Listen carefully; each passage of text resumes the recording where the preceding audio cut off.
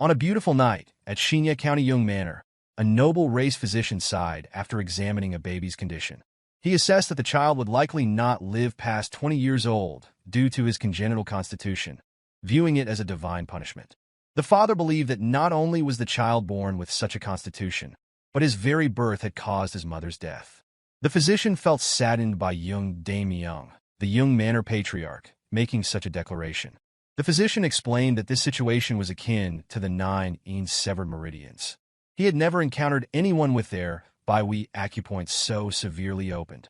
Referred to as the acupoint in the head, it indicated that the child would die at the age of 20.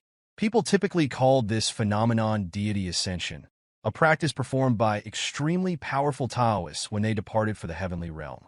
The physician dismissed this notion as nonsense, mentioning old rumors about absolute martial masters using the upper meridian of their heads, specifically the Weiji acupoint. According to these rumors, deity ascension occurred when someone became overly intoxicated by the energy of the great nature from heavens and earth, leading to death due to inability to withstand it. A sense of disdain appeared on Dame Yeong's face as he looked at his son. He hurriedly stood up, convinced it was heavenly punishment, and ignored the child. The physician was angered by the father's harsh words towards an innocent baby. Dame Yeong instructed him to leave, promising his pay through the chief steward. In response, the physician hastily exited the manor, claiming he did not need the payment.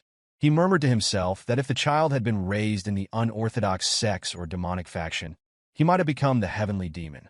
Had he grown up in the Shaolin Temple, he could have mastered the temple's 72 elite training methods twice over. Yet, the child was born as a hated figure in such a place. The physician knew the child would die young in the countryside without means of survival unless he achieved enlightenment on his own. 15 years later at Yeong Manor, the Yeong family gathered around the table. Dame Yeong announced that since his deceased father, a disciple of the Jeongnan Sect Jeongja, founded the clan, he had devoted his life to reviving it. If the clan gained fame worldwide, he would inherit the ultimate technique of the Jeongnan Sect. He toasted to his son, who had followed in his deceased father's footsteps and successfully joined the Jeongnan Sect. The siblings congratulated their brother on his achievement before Dame Yeong asked everyone to raise their glasses for a toast. The eldest noticed the empty seat at the table and called out to his father, pointing out that Yeonshin was not present. Dame Yeong explained that he had instructed Yeonshin to remain at the training ground. The eldest attempted to protest, but was refused. His father argued that Yeonshin's absence was better for the joyous occasion, as his presence would only bring ill omens. In the training room, Yeonshin diligently cultivated alone. Throughout his life, shunned by his family, he focused solely on finding a way to live longer than his constitution allowed. Suddenly, inner energy surged through his body. Afterward, he felt stronger, with sharper sight and a clearer mind. This improvement was due to his complete mastery of the Jeong Clan's dynamic art, a technique that allowed him to stimulate his muscles with energy and compress it. Currently, he could not enhance it further. Yet, he questioned whether a stronger body would enable him to live longer. Reflecting on the technique, Yeonshin recalled approaching his elder brother to share the new technique he had created, a redeveloped form of the clan's exclusive martial art. The brother had been surprised and then scolded Yeonshin, demanding he never disclose it to anyone. Feeling dejected, Yeonshin turned to another brother, who also refused to learn the technique out of fear of energy deviation. When word reached their father, Dame Yeong was furious. He was angered by his son's audacity to tamper with the clan's technique, especially since Yeonshin was not a clan founder. As a result, Yeonshin faced further shunning from his family and was scolded by everyone with hate and discontent. In the end, Yeonshin pondered the role of a clan founder, someone who creates martial arts and establishes a martial group. He had never considered himself such. His focus had been solely on becoming healthy and living harmoniously with others. Coincidentally, people were gathering that day because an important guest was about to arrive. Upon noticing this, Yeonshin remembered the impending visitation of the martial masters of the Jeongnan Sect, one of the 9 great sects in the world, and one of the Twin Walls known as the strongest groups in Shaanxi, alongside the Manhwa sect. Yeonshin thought of them as the deities of sword and desired to meet them in person. However, a few nights prior, the chief steward had informed Yeonshin that he was forbidden to appear before the important guests, as per his father's orders, due to Yeonshin's role in his mother's death. The chief steward apologized before leaving Yeonshin confused. He desired to see the masters, but was forbidden by his father. Eventually, he decided that observing them from afar might suffice, believing he could learn from such skilled masters. Members of the Jeong Clan gathered at the entrance to welcome the esteemed guests, including Daemyeong, amid murmurs from the people wondering about the visitors. When the time arrived, it was announced that the martial masters of the Jeongnan sect had arrived. A woman in a peach-colored robe led the masters. As she entered the Jeong family courtyard, the people inside were surprised to learn that their esteemed guests were of the noble race. Yeonshin was particularly astonished to see her, as the noble race was known in books as a mysterious, immortal race that humans regarded as deities. He noticed the unique energy surrounding her, the core energy condensed within her body and emanating naturally. Meanwhile, Daemyeong nervously welcomed her. She greeted them politely, expressing gratitude for their warm welcome and hospitality. Introducing herself as Yeonshin, an elder of the Jeongnan sect, Daemyeong was shocked upon learning that she held the position of an elder. He immediately bowed along with everyone, seeking forgiveness for failing to recognize such a person. Yeonshin requested that they lift their heads, explaining that her presence was not meant to boast of her status. In response, Daemyeong quickly invited the guests to enter. Meanwhile, Yeonshin, observing Yeonshin's noble demeanor and elder status, wondered about her longevity. Shortly after, Yeonshin leisurely walked toward the pavilion, accompanied by Daemyeong and his child, excluding Yeonshin, who watched from the crowd.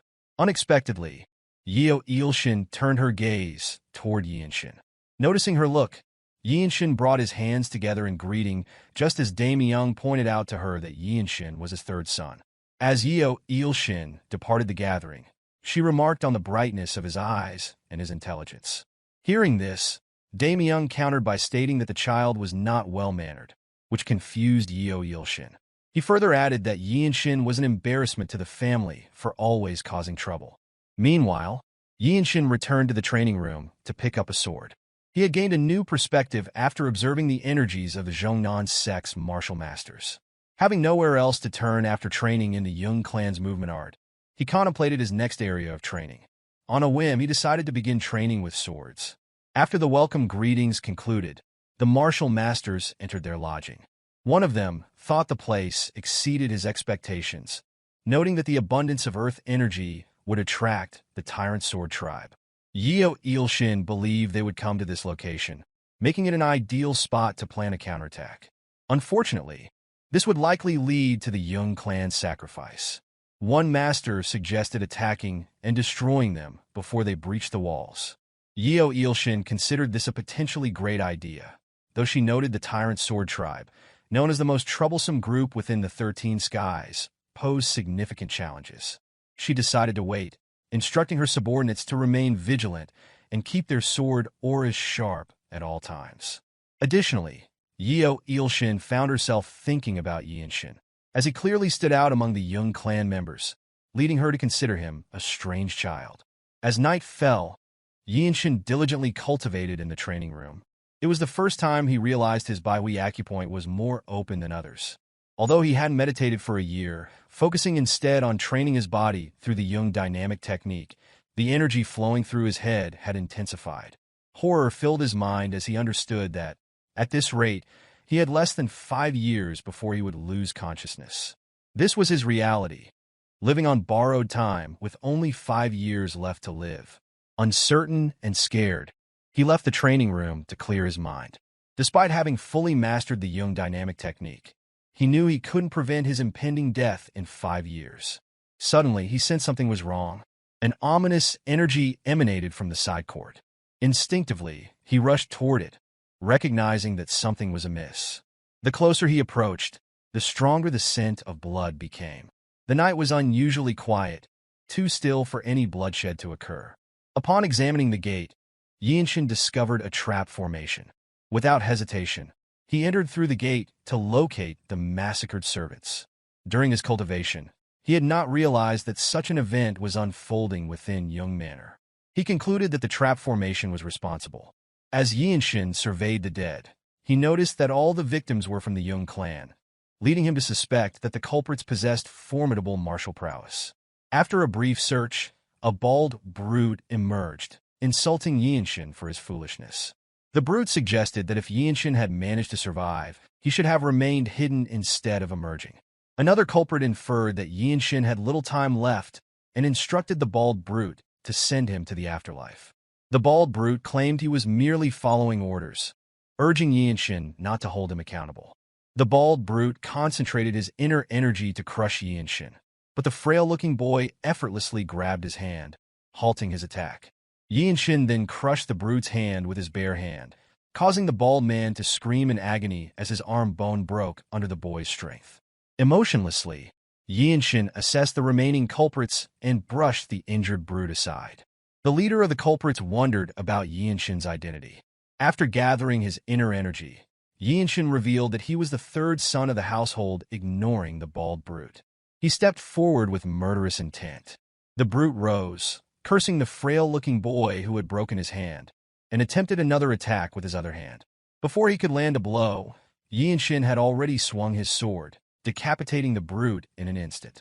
Without delay, Yeonshin advanced to strike any remaining attackers, swiftly eliminating another culprit who could not respond in time. Utilizing his unique technique, the Scripture of Jung dynamic technique, Yeonshin dodged incoming attacks flawlessly and launched his own counterattacks. With killing intent and fierce determination in his eyes, Yeonshin moved from one opponent to the next. Like those before them, the culprits were powerless against the seemingly frail boy. Approaching two more individuals, Yeonshin beheaded one and swiftly pushed the other back before stabbing him in the heart without missing his sole opportunity to attack.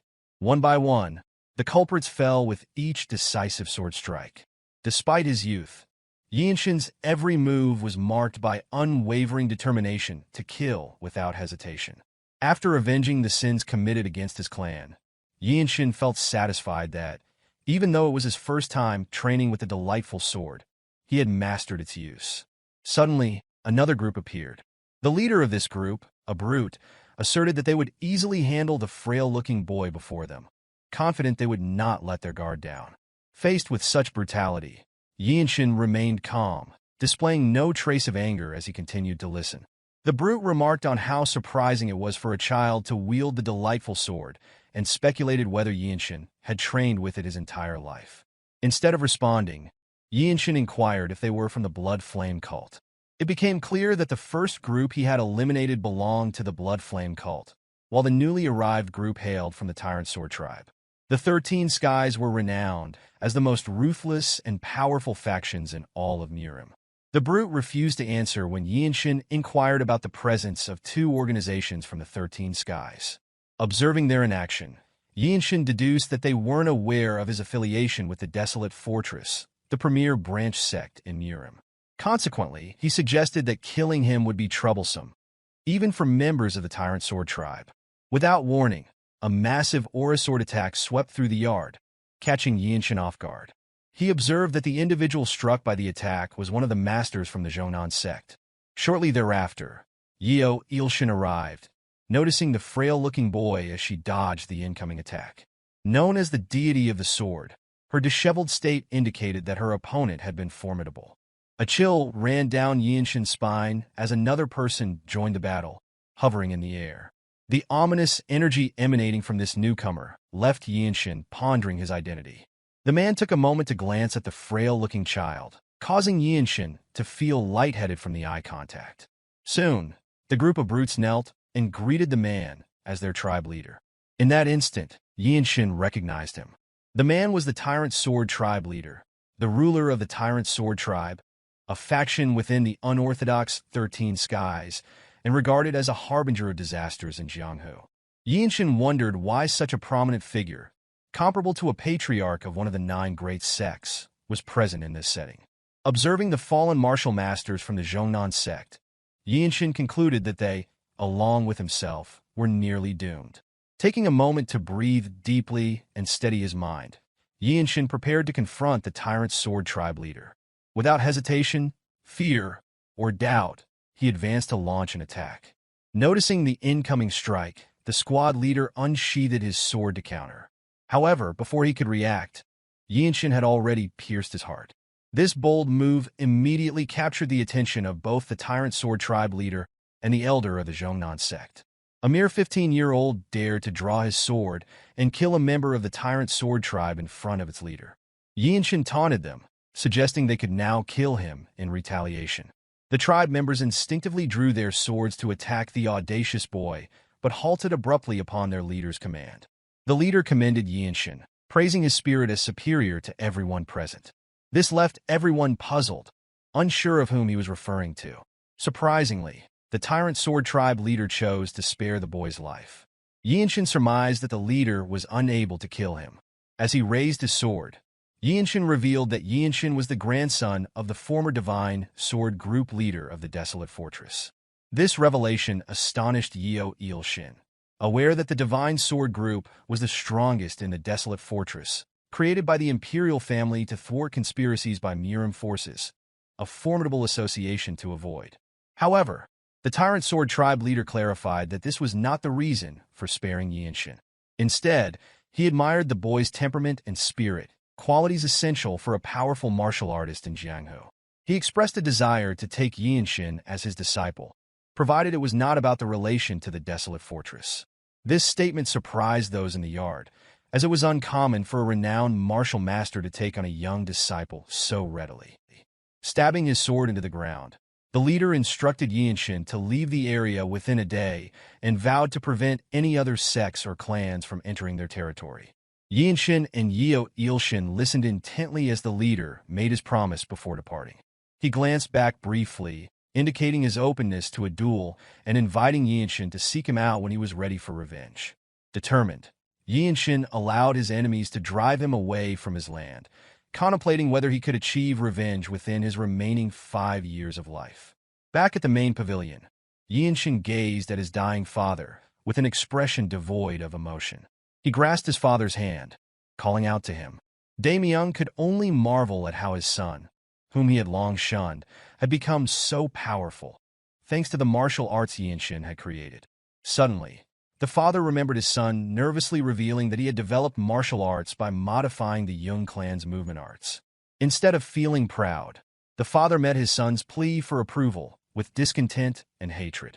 Tears streamed down his face as he finally recognized his own foolishness and ignorance, failing to see that his son had created the sacred art and possessed the qualities of a founder. With it, he let out his last breath, and the second son of the Jeong Clan wept over the loss of his father. Yeonshin rose to speak with the chief steward holding Hyea, his niece. Fortunately, she was safe, merely unconscious from someone targeting her acupoint to knock her out before hiding her to protect her from the killers. Turning around, Yeonshin instructed his second brother to take care of her within the Jeong Sect, noting her exceptional affinity with the 5 elements, which would likely lead them to accept her. Meanwhile, Yeonshin would attend to his own matters. As if summoned, Yeonshin appeared to speak with Yeonshin. With the Tyrant Sword Tribe leader's involvement, she needed to report the incident to the Jeong Sect immediately. Upon being questioned, Yeonshin intended to go to the Desolate Fortress, his mother's family's domain, as he had nowhere else to grow stronger unlike his second brother. Not wanting to lose such talent, Yeonshin offered him the opportunity to train at Jeongnan Mountain. Yeonshin had already decided to head to the Desolate Fortress when Yeonshin revealed her intention to recommend him as the sect leader's disciple. This revelation shocked both men, given the significance of the offer.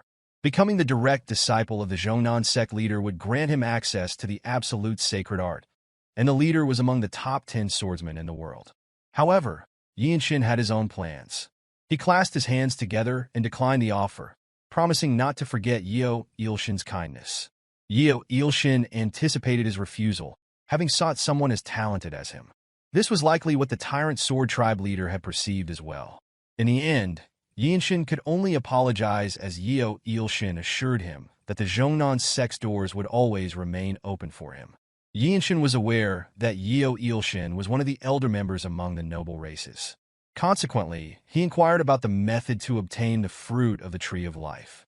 This fruit, protected by the Desolate Fortress leader, whom the emperor recognized as both king and peer, was said to grant eternal life and youth to those who consumed it, making it a celestial treasure. Yeonshin considered that acquiring this fruit could extend his already limited lifespan. However, Yeonshin had not lived half her own lifespan, rendering her without authority over the Tree of Life. Her knowledge was limited to the fact that the Desolate Fortress leader could grant the fruit to others. Realizing this, Yeonshin understood that his only option was to approach the Desolate Fortress. He acknowledged the difficulty in obtaining such a sacred item, even for the noble races. With no alternative methods known, he concluded that he must become the leader of the Divine Sword Squad, achieve remarkable feats, and request the fruit. Recognizing the boy's determination, Yeonshin decided to support him from a distance before departing to relay the news to her sect. She instructed two of her subordinates, the Cliff Swordsman and Neutral Spirit, to assist with the cleanup of the area. With their conversation concluded, Yeonshin departed for the Jeong sect. As morning dawned, the survivors of the incident completed burying the dead. Yeonshin expressed his gratitude to the two who remained to help, while the other survivors prepared to leave the land. In contrast, the two individuals from the Jeong sect were thankful to Yeonshin. His actions had led the Tyrant Sword tribe leader to abandon the fight and spare the survivor of the tragedy. Immediately afterward, Yeonshin's second brother called out to him. He conveyed that an apology alone could not rectify everything that had transpired within their clan. He vowed that upon their next meeting, he would strive to be a better older brother to Yeonshin, dedicating himself to the Jeong sect and hoping for his younger brother's survival. Yeonshin, recognizing that his brother would begin training in the Jeong sect's martial arts at a slightly older age and was not exceptionally talented, advised him to train as if his life depended on it. Turning his attention to his young niece, Yeonshin requested that his brother protect her, as she would accompany him. Next, the chief steward addressed his turn, mentioning his intention to join a small branch of the Jeong Clan within Nanine.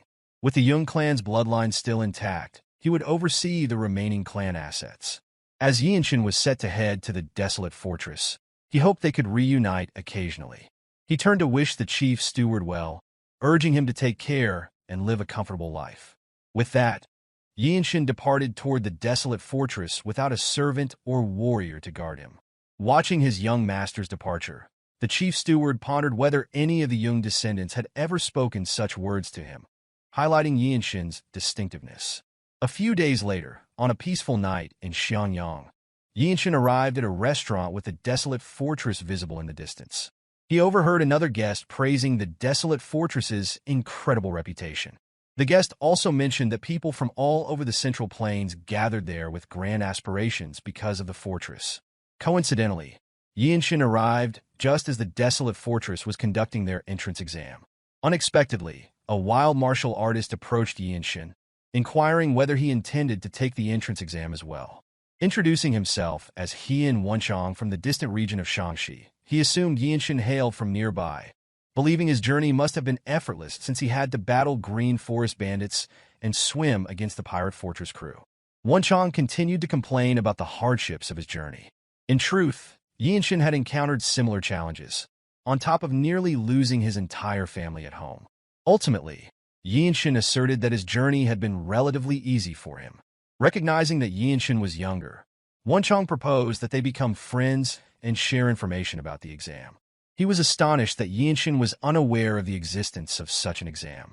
Wonchong proceeded to elaborate on the exam, known as the trial, explaining that the Desolate Fortress differed significantly from typical martial arts groups. Just as aspiring government officials must excel in both martial arts and literature, there was a specific exam for joining the Desolate Fortress.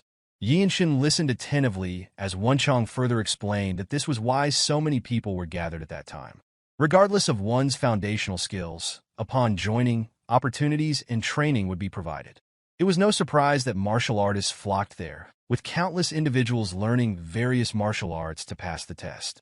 The Desolate Fortress was the world's strongest martial group, a place that made everyone's heart race with anticipation. People often remarked that those wishing to conquer the world with a single weapon should go to the Desolate Fortress. Since the imperial family ruling the Central Plains sought to control martial arts groups, all elixirs and advanced martial arts from around the world were concentrated there. Wonchong added that nearly nobody could pass the Desolate Fortress trial on their first attempt. Perhaps 1 in 1,000 succeeded, typically those destined to become next-generation leaders of reputable martial arts clans gaining prominence. After his extensive explanation, Wonchong suggested that they attend the Desolate Fortress entrance exam together the following day. Nonchalantly, Yeonshin agreed, thereby acquiring an unexpected sidekick on his journey. Reflecting on the situation, Yeonshin felt grateful that he did not need to seek his mother's family's assistance, as he was unaware of their location or appearance. The next morning arrived swiftly, and Yeonshin, accompanied by his new sidekick Wonchong, stood before the fortress gate. Yeonshin registered and received a wooden plaque inscribed with the word 13. Observing his surroundings, he noticed that all the exam participants were older than him, with some attempting it for the first time and others having taken it multiple times. Wonchong explained that the first exam involved simply standing before the examiner. A candidate would pass by accepting their plaque and fail by refusing to return it to the reception. The second exam was a tournament among the exam takers, and the third was an interview with the Desolate Fortress's master. Yeonshin was surprised that the master herself participated in the exam, as martial artists came to this fortress specifically for that opportunity. A conversation with an absolute master like her was an incredible chance to gain profound understanding. Once all preparations were complete, the examiner announced the first exam, to perform a swift sword art demonstration. Specifically, candidates were to execute a single swing using their fastest sword technique. Wonchong seized the opportunity to be the first to take the exam, his nerves apparent as he volunteered himself. Upon arriving before the examiner, his demeanor shifted, a change that Yeonshin immediately noticed. Observing his new sidekick, Yeonshin recognized that Wonchong possessed strength surpassing some of the vagabonds encountered on his journey. When ready, Wonchong concentrated his inner energy into every fiber of his muscles and executed a swift, precise sword slash. Spectators marveled at the speed of his technique. Some could see it clearly, while others could not perceive it at all. Wonchong awaited the examiner's judgment with nervous anticipation. Joy filled Wonchong as the examiner requested his plaque, indicating that he had passed the first exam. A smug expression crossed his face as he wished his new friend good luck. Confidently, Yeonshin approached the examiner with his sword in hand. Observers were taken aback by the presence of such a young man attempting the notoriously difficult Desolate Fortress entrance exam. Standing before the examiner, people presumed he was merely seeking advice from a random martial artist present. The examiner assessed Yeonshin briefly before signaling him to begin. In an instant, the examiner marked the time for Yeonshin to perform his sword strike. Within a split second, Yeonshin had already completed his technique, followed by a wave of energy that astonished both the examiner and the onlookers.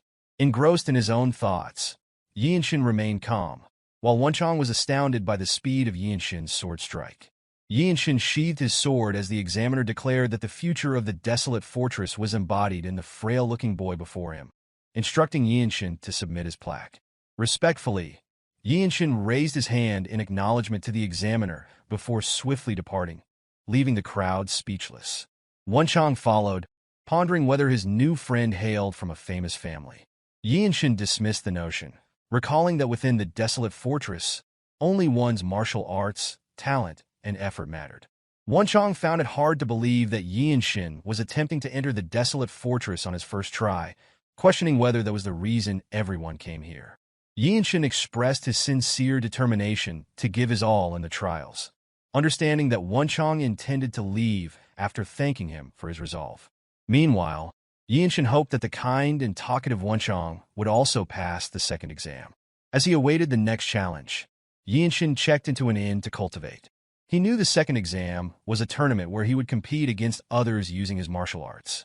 With 3 weeks until the exam, Yeonshin focused on training his skills, including the Jung dynamic technique and his delightful sword techniques. The 3 weeks passed swiftly, and Yeonshin arrived at the gathering place for the second exam, prepared as he could be. A martial artist overseeing the second exam instructed the examinees to wait until their names were called. New members of the Desolate Fortress wore white, a sight that discouraged many upon seeing the strong inner energy emanating from someone dressed in white. However, Yeonshin remained indifferent, focusing solely on doing his best. Out of nowhere, Wonchong greeted him as young Lord Yeong, noting that Yeonshin had grown taller. Yeonshin sensed a change in Wonchong, recognizing that he had achieved something significant. The overseer announced that winning was not the sole objective of the exam.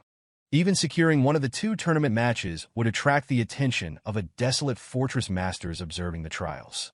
From personal experience, Wonchong knew this was the most challenging aspect. He explained that the exam supervisors had higher standards that day because White Qilin was participating in the Desolate Fortress trial. The White Qilin from Namgung, renowned for eliminating a notorious bandit group before turning 15 and beheading the Swordmaster of the unorthodox faction, the Shrouded Assassin, was present.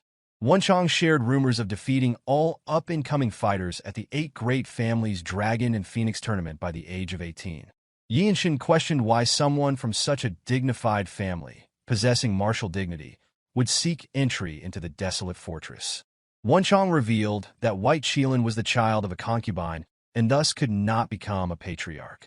Rising to the position of Desolate Fortress Squad's captain was akin to becoming a patriarch of the 8 Great Families, granting immense power. After Wonchong finished his explanation, Yeonshin's name was called for the second exam. Before departing, Yeonshin expressed his desire to see Wonchong again at the Desolate Fortress, indicating his hope for his psychic success in the trial. Yeonshin faced his first opponent, a sword martial artist known for his sadistic demeanor and bizarre remarks about Yeonshin's supposed destiny of despair.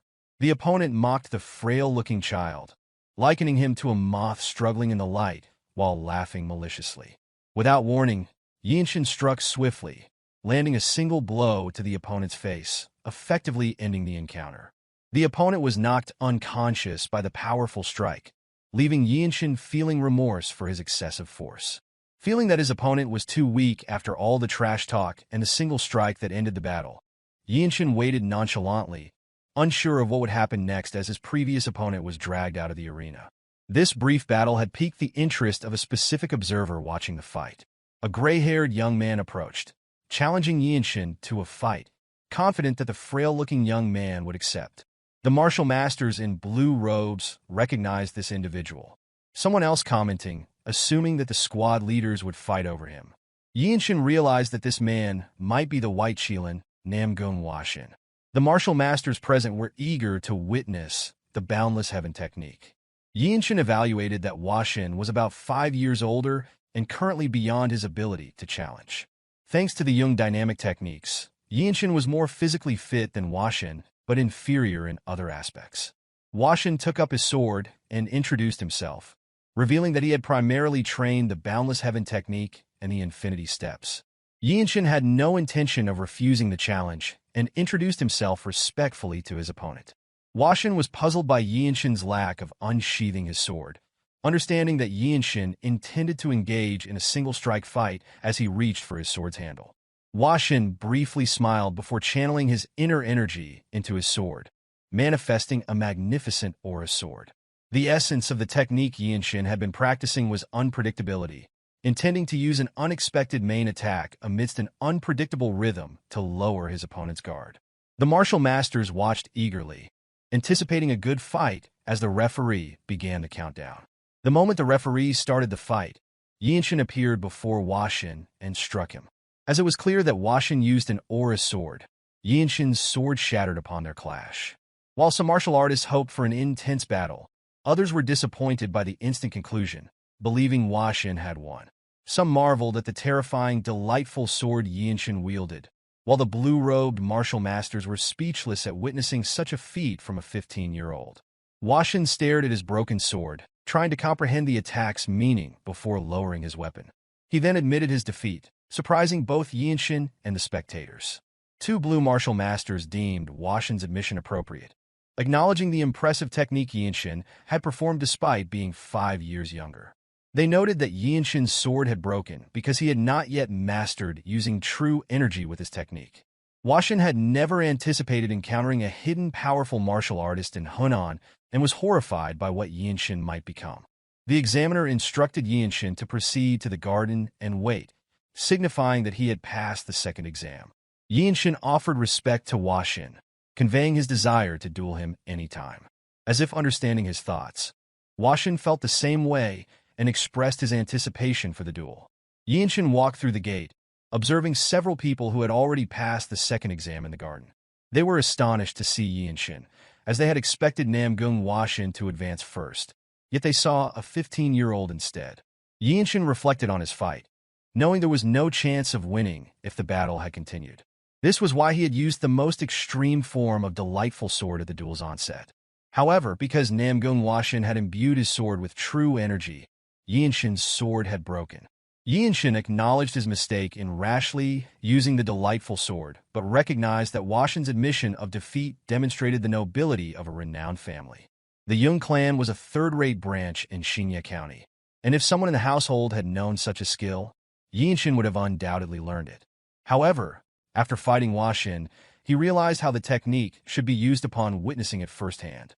In that instant, Yeonshin attempted to channel true energy into his broken sword. It wasn't merely about infusing energy into the weapon, but using true energy as a medium to become one with the sword. As Yeonshin mastered this, the people in the garden were astonished by the occurrence of a sword resonance. They all believed it was impossible for such a young person to achieve this. Yet, Yeonshin successfully unified himself with the sword, feeling as though the weapon and his body were one. This body-sword unification was a technique employed by the pinnacle sword martial masters. From that moment, Yeonshin knew that the sword technique he would use in this state was on another level. After fully comprehending his newfound ability, he smiled contentedly. Out of nowhere, Yeonshin sheathed his sword and congratulated Yeonshin on his enlightenment. It took Yeonshin a moment to realize the situation as the onlookers gathered to witness his breakthrough. He assumed that Yeonshin had been protecting him to prevent anyone from disrupting his enlightenment. Yeonshin expressed his gratitude to Yeonshin, acknowledging his protection without realizing it. He also congratulated Yeonshin on passing the Desolate Fortress trial. In return, Yeonshin laughed happily at Yeonshin's words. Yeonchang approached, announcing that he had also passed the second exam. Yeonshin smiled and gladly congratulated him. Additionally, Yeonchang revealed that Yeonshin had earned a nickname. When someone demonstrated exceptional martial prowess or attracted significant attention, they were often given a nickname and addressed by it. Unless the individual had committed atrocious and evil deeds, most nicknames represented great honor for martial artists, such as Cliff Swordsman, Neutral Spirit Fist, and White Shielan. Yeonshin could not believe he had earned such a title merely by completing the trials, yet it seemed that Yeonshin had also taken notice. From that moment forward, young Yeonshin of the Jeong Clan was to be known as the Lightning Genius, recognized for his talent of lightning. Yeonshin explained that if the martial artists of the Desolate Fortress referred to Yeonshin in that manner, it effectively became his nickname within the Jianghu. To commemorate the occasion, they engaged in lighthearted banter while waiting for the remaining contestants to conclude the tournament. The name Lightning Genius, young Yeonshin, was something he had never imagined while practicing the horse stance in the Yeong manner. Now, it was certain that his name would resonate across the world. Time swiftly passed within the arena designated for the second exam. The examiner announced that only one trial remained. Upon passing, the participants would officially join the Desolate Fortress. They proceeded to the pavilion where the master of the Desolate Fortress resided, prepared to be evaluated to join in her martial group. The first contestant entered the pavilion, but left dejected after being deemed unwelcome. One after another, participants came and went quickly, leading the trio to wonder if the fortress master was judging them solely by appearance without conversation. Soon, Yeonshin stepped forward, his face bearing the usual solemn expression, with one goal in mind: to heed the examiner's directive to ascend to the top. Upon arrival at the gate to the fortress master's office, it opened instantly. Yeonshin entered, finding the room adorned with an elaborate little garden leading to the fortress master. At the end of the room sat a green-haired lady on a wooden chair, embodying the noble race. Yeonshin announced his name to signify his readiness for judgment. He felt the profound aura emanating from her as she turned toward him. She was the Desolate Fortress leader, reputed to be the strongest in the world. Instead of issuing her judgment, she spoke of Yeonshin's bloodline, prompting him to wonder if she was aware of his mother's family. He inquired about the significance of her words. The fortress master commended Yeonshin's boldness, understanding that he already grasped her meaning. Yeonshin then admitted that he was the grandson of the former Divine Sword Group's leader. She revealed that his grandfather was soon to join the Elder Council, highlighting his obstinate nature. Just as noble and powerful individuals weighed their words carefully, she mentioned a wound Yeonshin possessed. Yeonshin dismissed her concern, asserting that it was merely a trivial family matter. In response, the lady clarified that it was not trivial, explaining that his trained body merely concealed it. Acknowledging that Yeonshin had only lived for 15 years, she agreed that it was not an issue for an outsider to comment on, but emphasized that familial matters needed resolution. Yeonshin apologized for his brazen remarks, now understanding that she had not intended to interfere with his family affairs.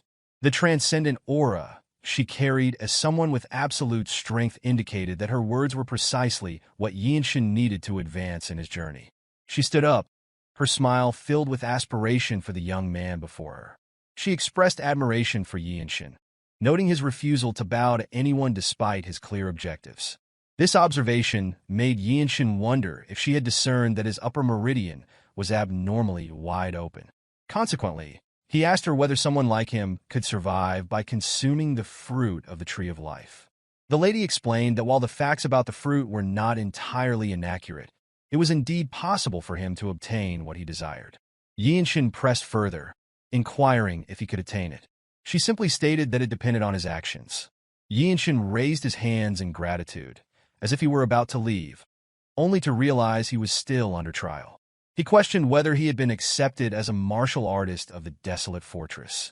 Affirming his acceptance, the lady instructed him to leave, smiling as she addressed him as the next Divine Sword Group leader. This form of address confused Yeonshin. He was unsure if she was teasing him or genuinely recognizing his potential. Another possibility was that she implied he could obtain the fruit of the Tree of Life once he became the Divine Sword Group leader. Upon the conclusion of the Desolate Fortress trials, only 4 individuals had passed: a random old man, the white Chila Namgung Washin, the grin-faced Wonchong, and lastly, the lightning genius Yeonshin. The officer escorting them inquired whether they understood the role of the Desolate Fortress. Wonchong explained that their primary mission was to prevent Murim's martial masters from overthrowing the imperial family.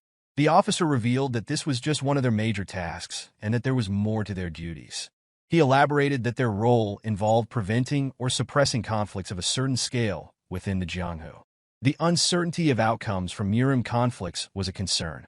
A bloodstorm had swept across the Central Plains 17 years prior, following rumors of the discovery of the Heavenly Demon's grave. It would have been manageable if the conflicts were limited to those seeking ultimate martial arts manuals or elixirs, but the heinous actions of vicious martial artists did not discriminate between martial artists and commoners. Witnessing such hellish scenes made the Empire unrecognizable, marking one of the disasters of the Heavenly Demon's grave. The officers added that unorthodox sects and demonic factions were not the sole problems. Orthodox groups, including the 9 great sects and 8 great clans, also posed significant threats. If the Desolate Fortress allowed them to operate unchecked, the people would suffer, leading to unrest and delayed tax payments, which would undermine the Empire's reign. To combat this, the imperial family had provided the Desolate Fortress with substantial resources, including money, elixirs, manuals, and martial masters. Their mission was to eliminate any martial artists who disrupted the lives of ordinary people. Shortly thereafter, they arrived at their assigned abodes. The officer explained that they would be allocated to specific places and moved to accommodations accordingly. A week passed swiftly, during which Yeonshin diligently cultivated in his room. The prolonged wait made him question why his assignment was delayed beyond his expectations. After a few more hours, Wonchong entered to deliver the news. It had been decided that both Yeonshin and Wonchong would join a combat squad known as the Radiant Demon Squad the following day. During the long weeks of waiting, rumors had been circulating. The 17 combat squad captains under the Divine Sword Squad had been battling each other to recruit new warriors. These captains, the martial masters representing the Desolate Fortress, were engaged in sparring to enlist the White Qilin and the Lightning Genius. This was the path through which Yeonshin would become part of the Radiant Demon Squad. The next day, Yeonshin and Wonchong arrived at the arena of the Radiant Demon Squad to receive their welcome. Wonchong grinned foolishly at his new white robe uniform, a symbol of his status as a martial artist of the Desolate Fortress, while Yeonshin surveyed the members of the squad. The members appeared eager to embrace the new recruits, exuding excitement and hope for their addition. However, Ma Jin, the Radiant Squad captain, stood before them with a menacing presence. Known as the strongest among the 17 squad captains, Ma Jin's reputation was now confirmed in person.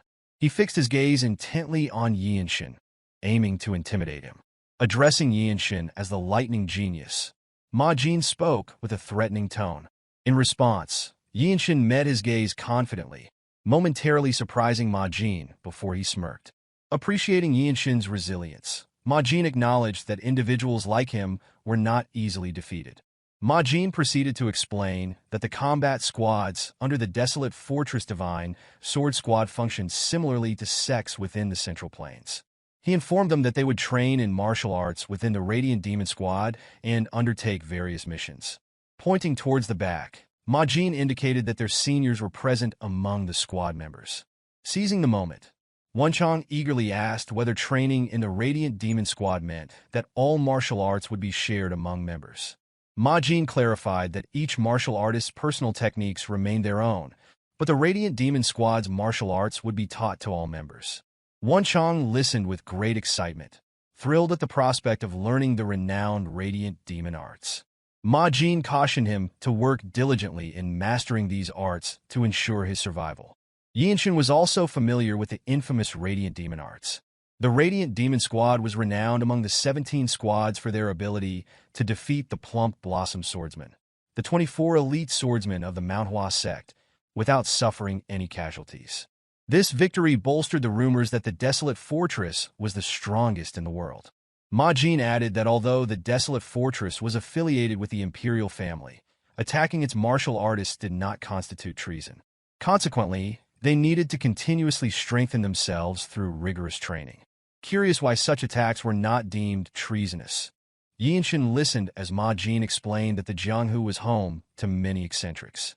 Numerous individuals had lost their sanity from studying demonic arts or had become exceptionally skilled in mobility arts, allowing them to disrupt government officials before fleeing to remote areas. Therefore, the imperial family's authority did not extend to them, as their role was to combat martial artists rather than perform governmental duties. As a result, failure to become stronger would inevitably lead to their demise.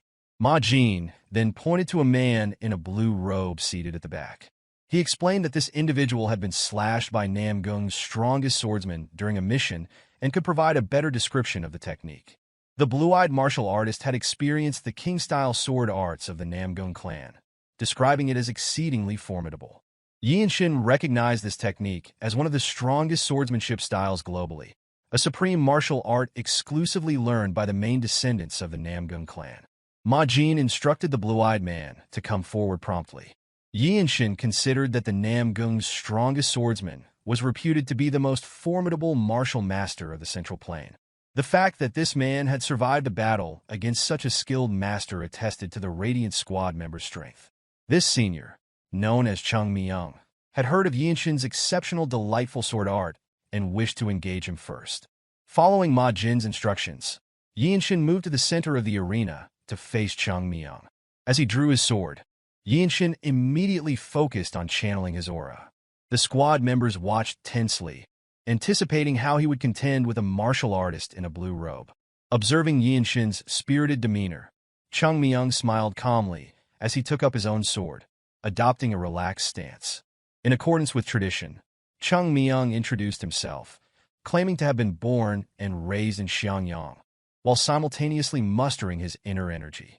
Similarly, Yeonshin followed suit, though it was intriguing that no one knew much about Hyea, the place where Yeonshin was born and raised. It remained a fact that such a place existed and had produced such martial arts.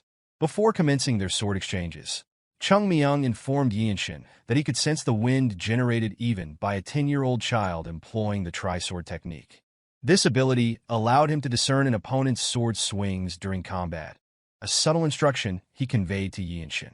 Chung Myung added that reaching this stage at such a young age indicated considerable talent and expressed his desire for Yeonshin to demonstrate all of his swordsmanship abilities during the fight. As Yeonshin grasped his sword's handle, he immediately initiated a sword resonance. This action surprised the surrounding members, including Ma Jin, who watched intently. In that moment, Yeonshin focused his strength and inner energy on his sword, preparing to strike at the casually standing Chung Myung. Yeonshin remained patient, able to detect his opponent's breathing through energy sensing. When Yeonshin deemed the timing right, he infused strength into his step, dashed toward Chung Myung, and instantly appeared before him. Yeonshin swung his sword without hesitation. However, Chung Myung met the incoming strike, and Yeonshin's attack seemed insufficient, causing him to be pushed back slightly. This puzzled Yeonshin, making him wonder how his opponent had time to raise his sword. Nevertheless, he regained his footing, aware that his opponent was the martial master who had survived an encounter with the strongest swordsman in Namgung. Determined, Yeonshin launched another attack, believing that confronting such an opponent was more manageable than he had initially thought. After performing a feint, Yeonshin turned to strike Chung Myung's abdomen. Chung Myung anticipated the move and blocked it with his sword. In that instant, Chung Myung vanished in a thin air before Yeonshin. However, Yeonshin was certain that Chung Myung was approaching, and just as he expected, Chung Myung reappeared behind him, aiming to strike Yeonshin's neck. Yeonshin managed to see the attack in time, ducked to evade it, and counterattacked. Chung Myung's deep experience was evident as he leapt off the arena to dodge the attack, leaving only his bandana exposed to receive the sword strike. This maneuver revealed that Chung Myung belonged to the noble race. The rapid exchange of attacks astonished all the members of the Radiant Demon Squad, including their captain, Ma Jin, who undoubtedly observed everything. Meanwhile, Yeonshin awaited another attack, contemplating the truth of the rumors after witnessing them firsthand. Noticing that his opponent was hesitating, Yeonshin decided to employ the Jung dynamic technique he had developed on his sword to launch an offensive. However, he was taken aback by the strange expressions on the squad members' faces. Realizing their surprise, Yeonshin lowered his sword and inquired about Chung Myung's opinion of his sword skills. Believing that Chung Myung had underestimated him, Yeonshin requested an honest evaluation.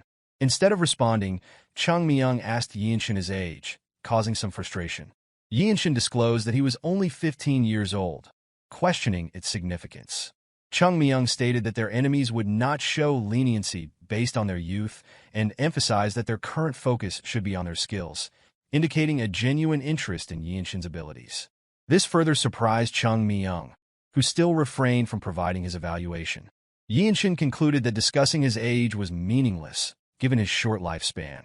The squad members were equally astonished to learn that their newly joined members were only 15 years old, yet already so skilled. Some believed Yeonshin was a celestial anomaly. One member, who had participated in the Dragon Phoenix submissions multiple times, had never encountered anyone like Yeonshin and doubted that mastering the instinct honing arts from birth could produce someone of Yeonshin's caliber. Another member, once the most talented person in his city, found his skills pale in comparison to the newly joined junior. Surveying the area, Yeonshin directed his gaze toward his captain, who appeared rigid, leaving others to speculate about his thoughts. One undeniable fact emerged. After engaging in only a few moves with the blue-robed members, Yeonshin's talent was recognized as extraordinarily formidable. A few days passed as the Radiant Demon Squad's captain trained the new recruits. Most of the members enjoyed witnessing the newcomers endure their captain's rigorous hazing. Wonchong struggled to catch his breath after failing to defend against Ma Jin's punches infused with inner energy. Ma Jin commended him for remaining standing instead of collapsing to the ground before instructing him to return and solidify what he had learned. In contrast, Yeonshin remained as calm as ever, diligently reinforcing the lessons from the strongest squad captain of the Desolate Fortress. Once Yeonshin finished, Ma Jin inquired whether he had grasped the essence of the steps. Yeonshin responded that it was about thinking and acting seamlessly. Ma Jin affirmed this, explaining that there was always a way to move regardless of the situation. He elaborated that the true essence of the Radiant Demon Arts was to move fluidly without disrupting the attack's trajectory before instructing Yeonshin to understand the deeper meaning of attack paths. Intrigued, Yeonshin asked for further explanation about the deeper meaning of attack paths.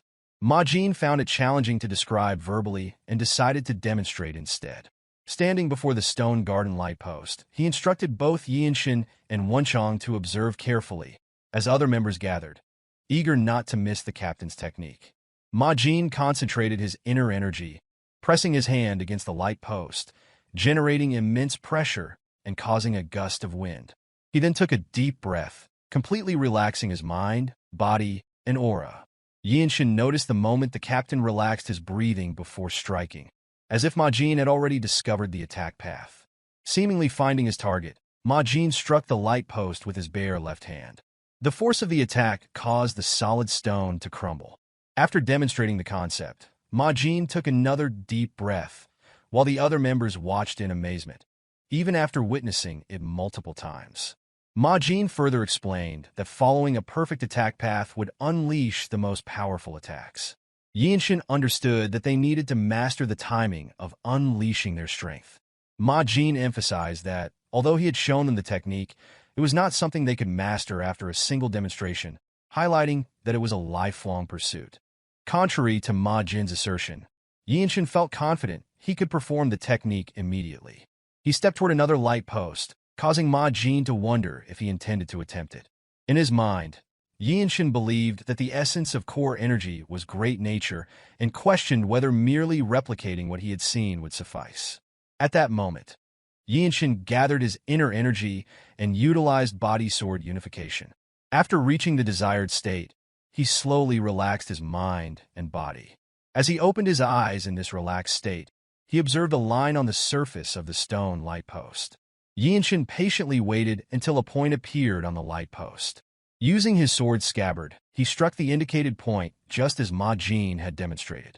Upon contact, a crack briefly appeared before the stone crumbled into rubble. Through this, Yeonshin comprehended the deeper meaning of attack paths. He had mastered all aspects of the Radiant Demon arts and now needed to continue training to apply it effectively in real combat. Yeonshin smiled contentedly before turning to see all the Radiant Demon squad members stupefied by how swiftly he had mastered the technique. Observing their surprise, Yeonshin humbly apologized for displaying an unbecoming side of himself, admitting it was his first attempt. He expressed a desire to engage in more real fights to properly utilize the Radiant Demon arts, acknowledging that ordinary practice would not suffice in life-and-death situations. Grateful for Majin's instruction, Yeonshin thanked him as the captain perspired profusely from witnessing Yeonshin's rapid learning. Majin realized he needed to reconsider his training approach for Yeonshin moving forward. The next day, Wonchong approached Yeonshin, informing him that their seniors had engaged in a fierce battle with the Heavenly Squad. Yeonshin knew that the Desolate Fortress strictly enforced its rules, and fighting outside the training grounds was punishable. This made him question the reason behind their seniors' confrontation. Wonchong explained that a member of the Heavenly Squad had initiated a fight at a restaurant, claiming that the Lightning Genius's talent could not flourish within the Radiant Demon squad. Yeonshin frowned upon learning that the dispute stemmed from such a trivial matter. Wonchong then revealed that this was the true nature of the Murim. Minor provocations could lead someone to draw their sword against others, and the streets highly valued the ability to intercept such attacks successfully. In this instance, the seniors of the Desolate Fortress were enraged over a newcomer, causing Wonchong to fear that the same fate might befall him. However, Yeonshin saw this as an opportunity to obtain the fruit of the Tree of Life. Revered by all noble races, he needed to achieve something significant, which would require assistance from others.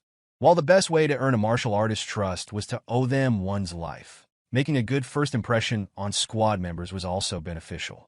Determined not to let the seniors' fight over him pass unaddressed, Yeonshin decided to visit his captain. Misunderstanding the purpose, Wonchong was overly excited, assuming Yeonshin was familiar with martial artist codes. Upon arrival at the training arena, they found everyone gathered. The members were perplexed as there was no training session scheduled for the white-robed members.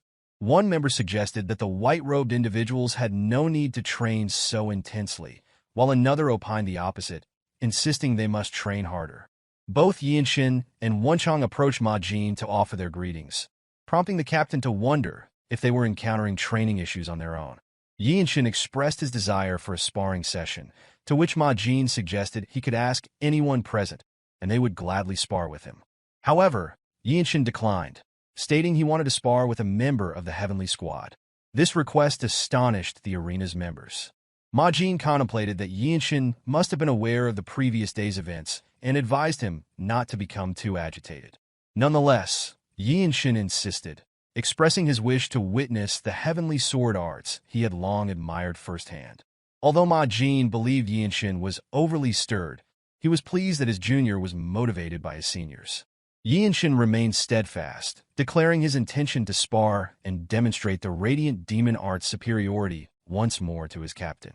Yeonshin aspired to gain fighting experience with the radiant demon arts, observe an advanced martial art, and leave a positive impression on his seniors.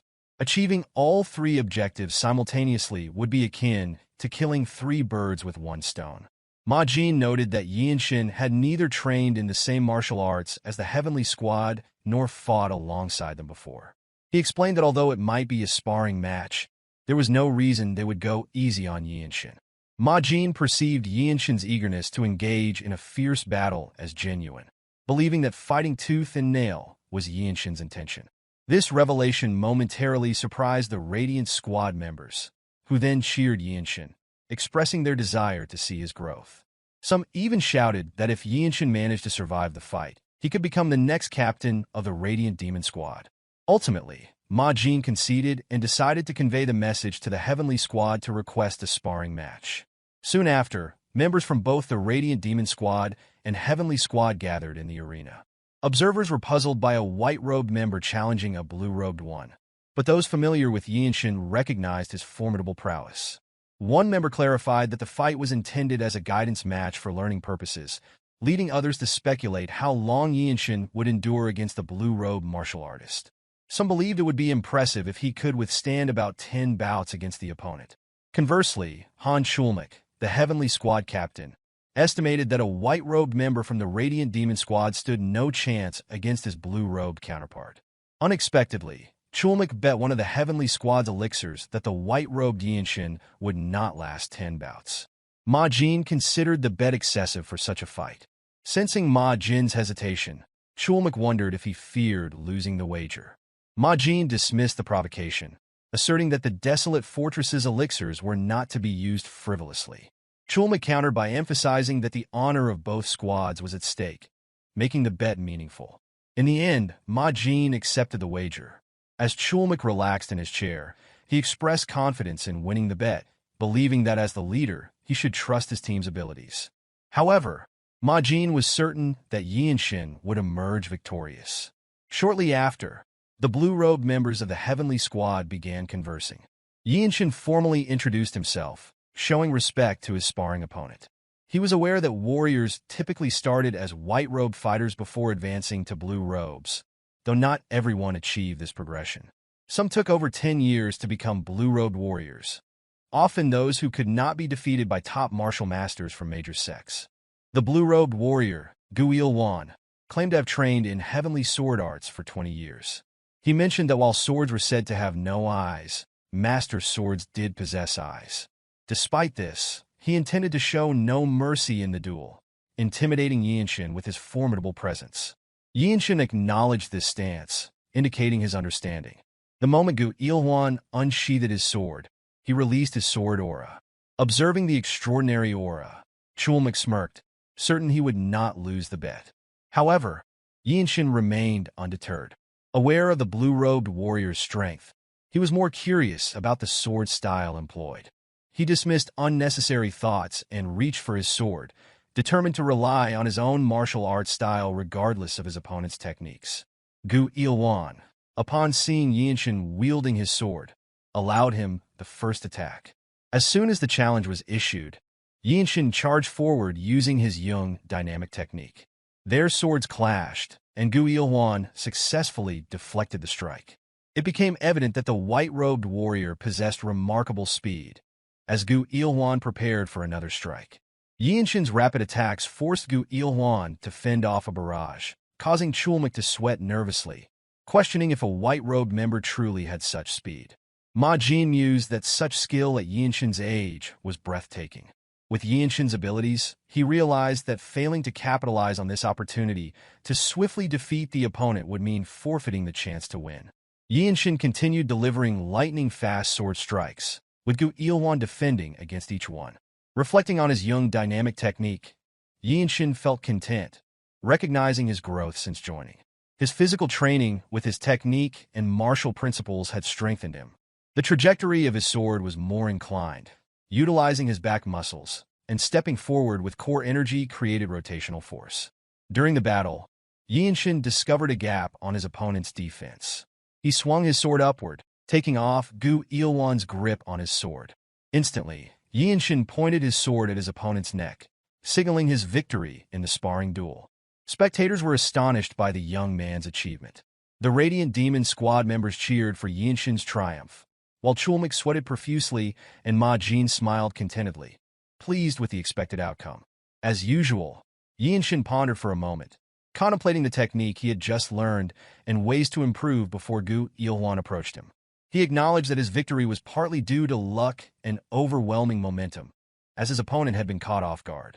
Yeonshin understood that a rematch would likely yield a different result. He then offered his hand in respect to his opponent, thanking him for the opportunity to witness such high-level swordsmanship. Gu Ilwan smiled, taking his sword, and remarked on being surprised by the sword's trajectory and rotational force. He praised Yeonshin's martial prowess, noting it surpassed his years. As Gu Ilwan left the arena, Yeonshin received accolades for his incredible sword talent, solidifying his title of Lightning Genius. Onlookers were amazed that the Radiant Demon Squad had discovered such a talent, leading to feelings of envy. Meanwhile, Ma Jin raised his hand to claim the bet Chulmak had placed. Yeonshin decided to name his new technique Energy Accumulation Discharge before Ma Jin approached him with a box. Inside was an elixir from the Heavenly Squad, indicating that Ma Jin chose to grant Yeonshin the spoils of the bet to aid his accelerated growth. Soon, a group of blue-robed warriors stood guard at the Radiant Demon Squad pavilion. Among them was Zen Demon Sword Beck Myohwa, who shared her thoughts with Chung Myung.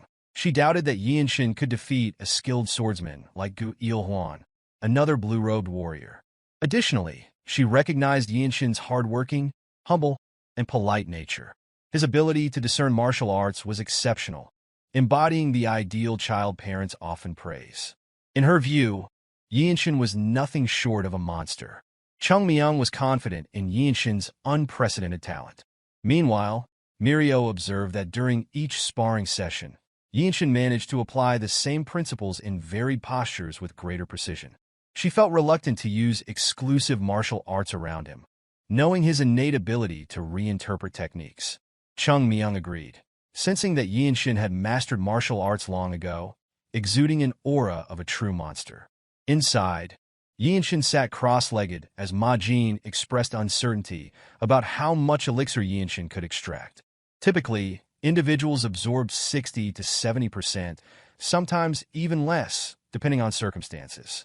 Ma Jin cautioned Yeonshin against acting recklessly due to low absorption rates, warning of potential damage to his energy core or blood vessels. He advised Yeonshin not to become overly obsessed with absorption.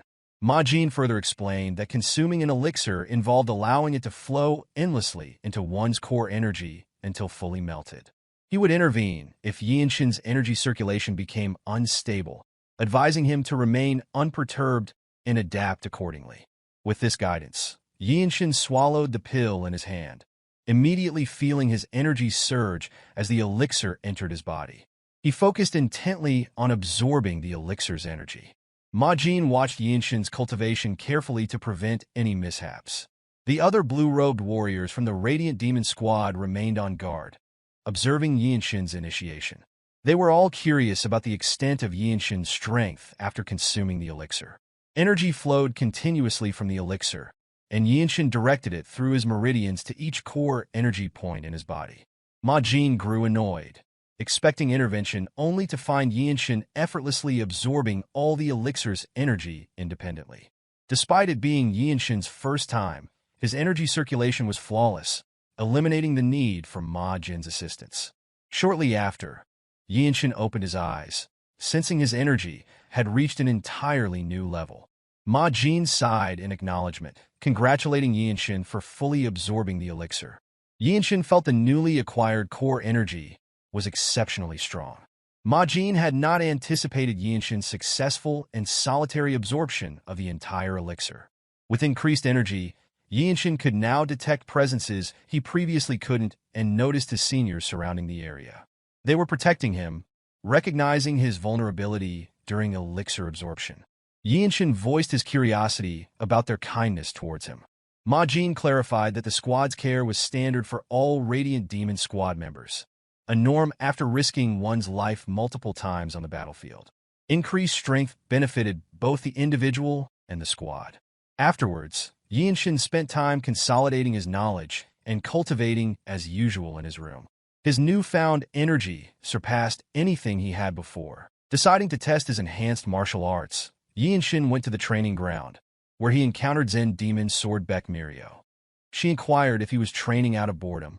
Yeonshin admitted it, and Myohwa mentioned she had noticed something during his fight. Demonstrating her findings, she offered to spar with him. Seizing the rare opportunity, Yeonshin acknowledged that while he could train alone anytime, sparring with her palm strike technique was exceptional opportunity. In return for her offer, Myohwa requested that he call her by her name instead of her warrior title. Preparing to spar, they eyed each other intently. Yeonshin drew his sword, intending to make the first move. Myohwa welcomed the challenge, ready to exchange blows using her palm technique. As Yeonshin acted, he swiftly drew his sword to Myohwa's neck. Unfazed, Myohwa moved forward, grabbing Yeonshin's hand.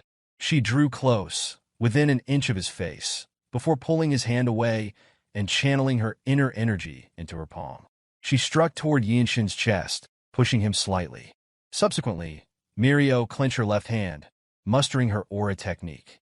Observing her method, Yeonshin employed a similar technique on his palm to defend against her attack. Their strikes collided, but Myohwa's technique was more refined, pushing Yeonshin back despite his similar approach. The spar concluded with Myohwa expressing her astonishment at Yeonshin's ability to defend against her palm technique. Yeonshin inquired if she trained in the one-inch strike, to which she confirmed her practice. A swordsman trained in Radiant Demon arts was not limited to swords alone. She added that the one-inch strike was highly effective in close combat. To manage the energies within her body, she first dismantled the enhanced protection energy. By using core energy in a burst discharge to increase tension, the one-inch strike became more efficient. Though unspoken, Myohwa felt proud of her ability to blend her exclusive technique with a one-inch strike. Yeonshin then sought permission to share something. He admitted his heightened sensitivity to detecting energy since childhood and felt Myohwa's use of core energy had captured his attention. This revelation surprised her, as being able to perceive her core energy movements was unprecedented. However, Yeonshin clarified that he did not see her core energy. He simply sensed its presence within her body. Yeonshin could only perceive the flow of the burst discharge and the waves of core energy emanating externally. That is still really hard to believe, Myohwa remarked, adding that even purple robe martial masters might lack energy detection skills of such caliber. The hierarchy of the Desolate fortress was marked by robes of different colors: white, blue, black, and purple, with purple-robed masters occupying the highest ranks. Myohwa speculated that it might be possible only if it were Yeonshin, deciding to heed his advice. Reflecting on Myohwa's palm strike, Yeonshin considered that her technique seemed better suited for the puncturing method rather than the one-inch strike. After receiving her strike, he realized that although it appeared more appropriate for a one-inch strike, the manner in which she discharged her energy made it more potent when combined with the puncturing technique.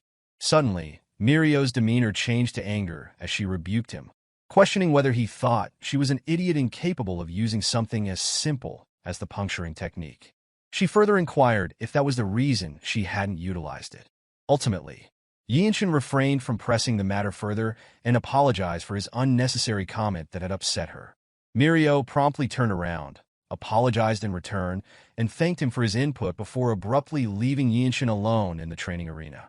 Myohwa proceeded to the captain's office to meet with Ma Jin, revealing that Yeonshin had deduced her martial arts techniques.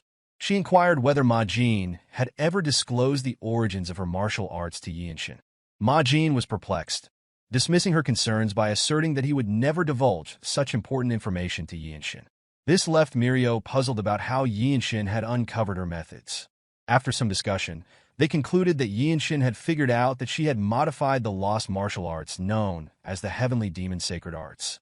Ma Jin acknowledged Yeonshin's uniqueness, stating that individuals like him were rare in the Murim world. Pinnacle martial masters were esteemed as some of the strongest alongside the noble and iron races.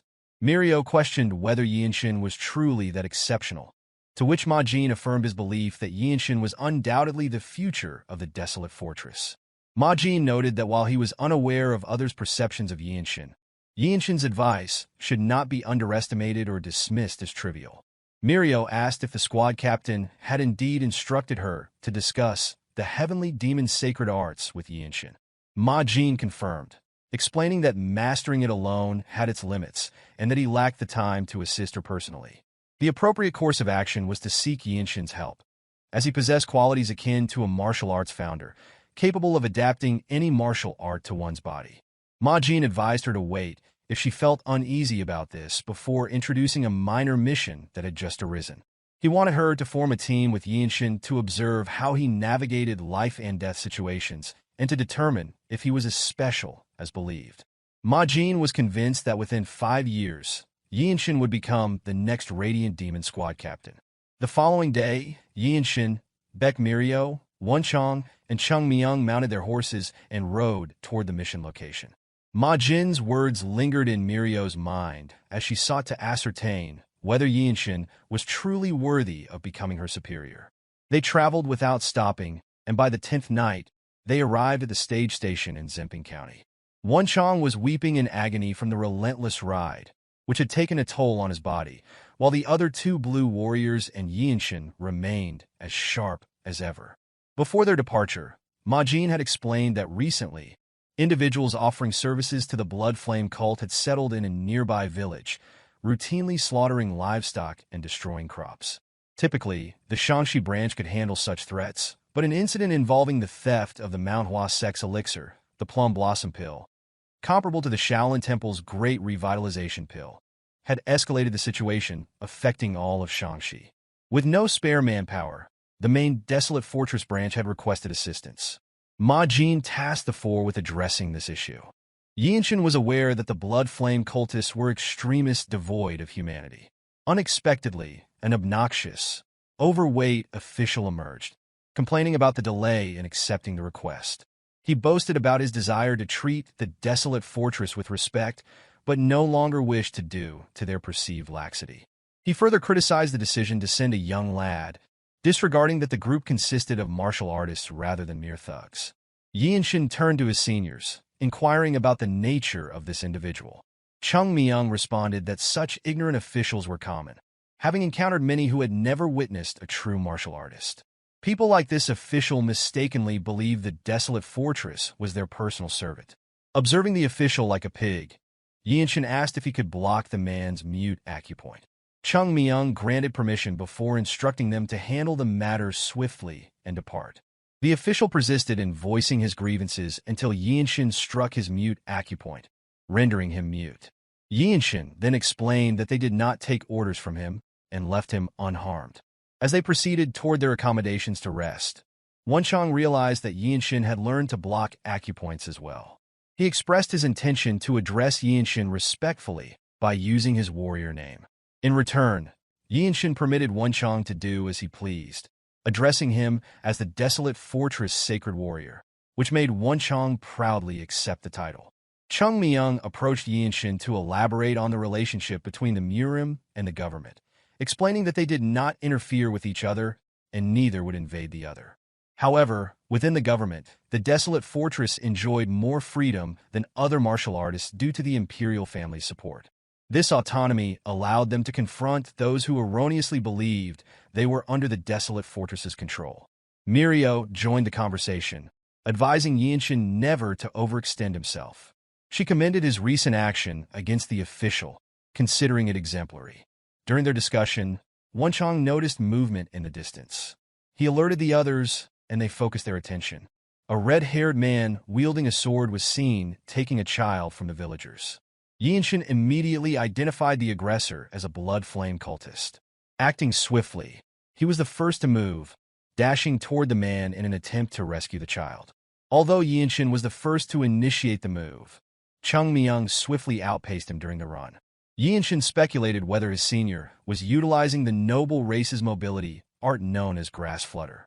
Following Chung Myung, Mirio accelerated past, and even Wonchong managed to move faster than Yeonshin after a few steps.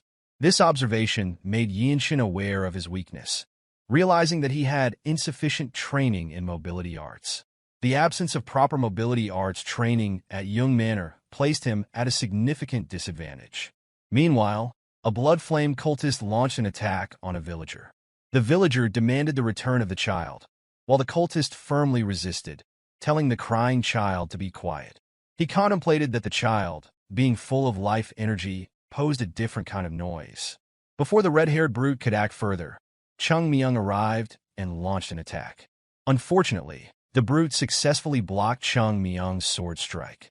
At that moment, Chung Myung positioned himself between the cultist and the villagers to shield them from harm.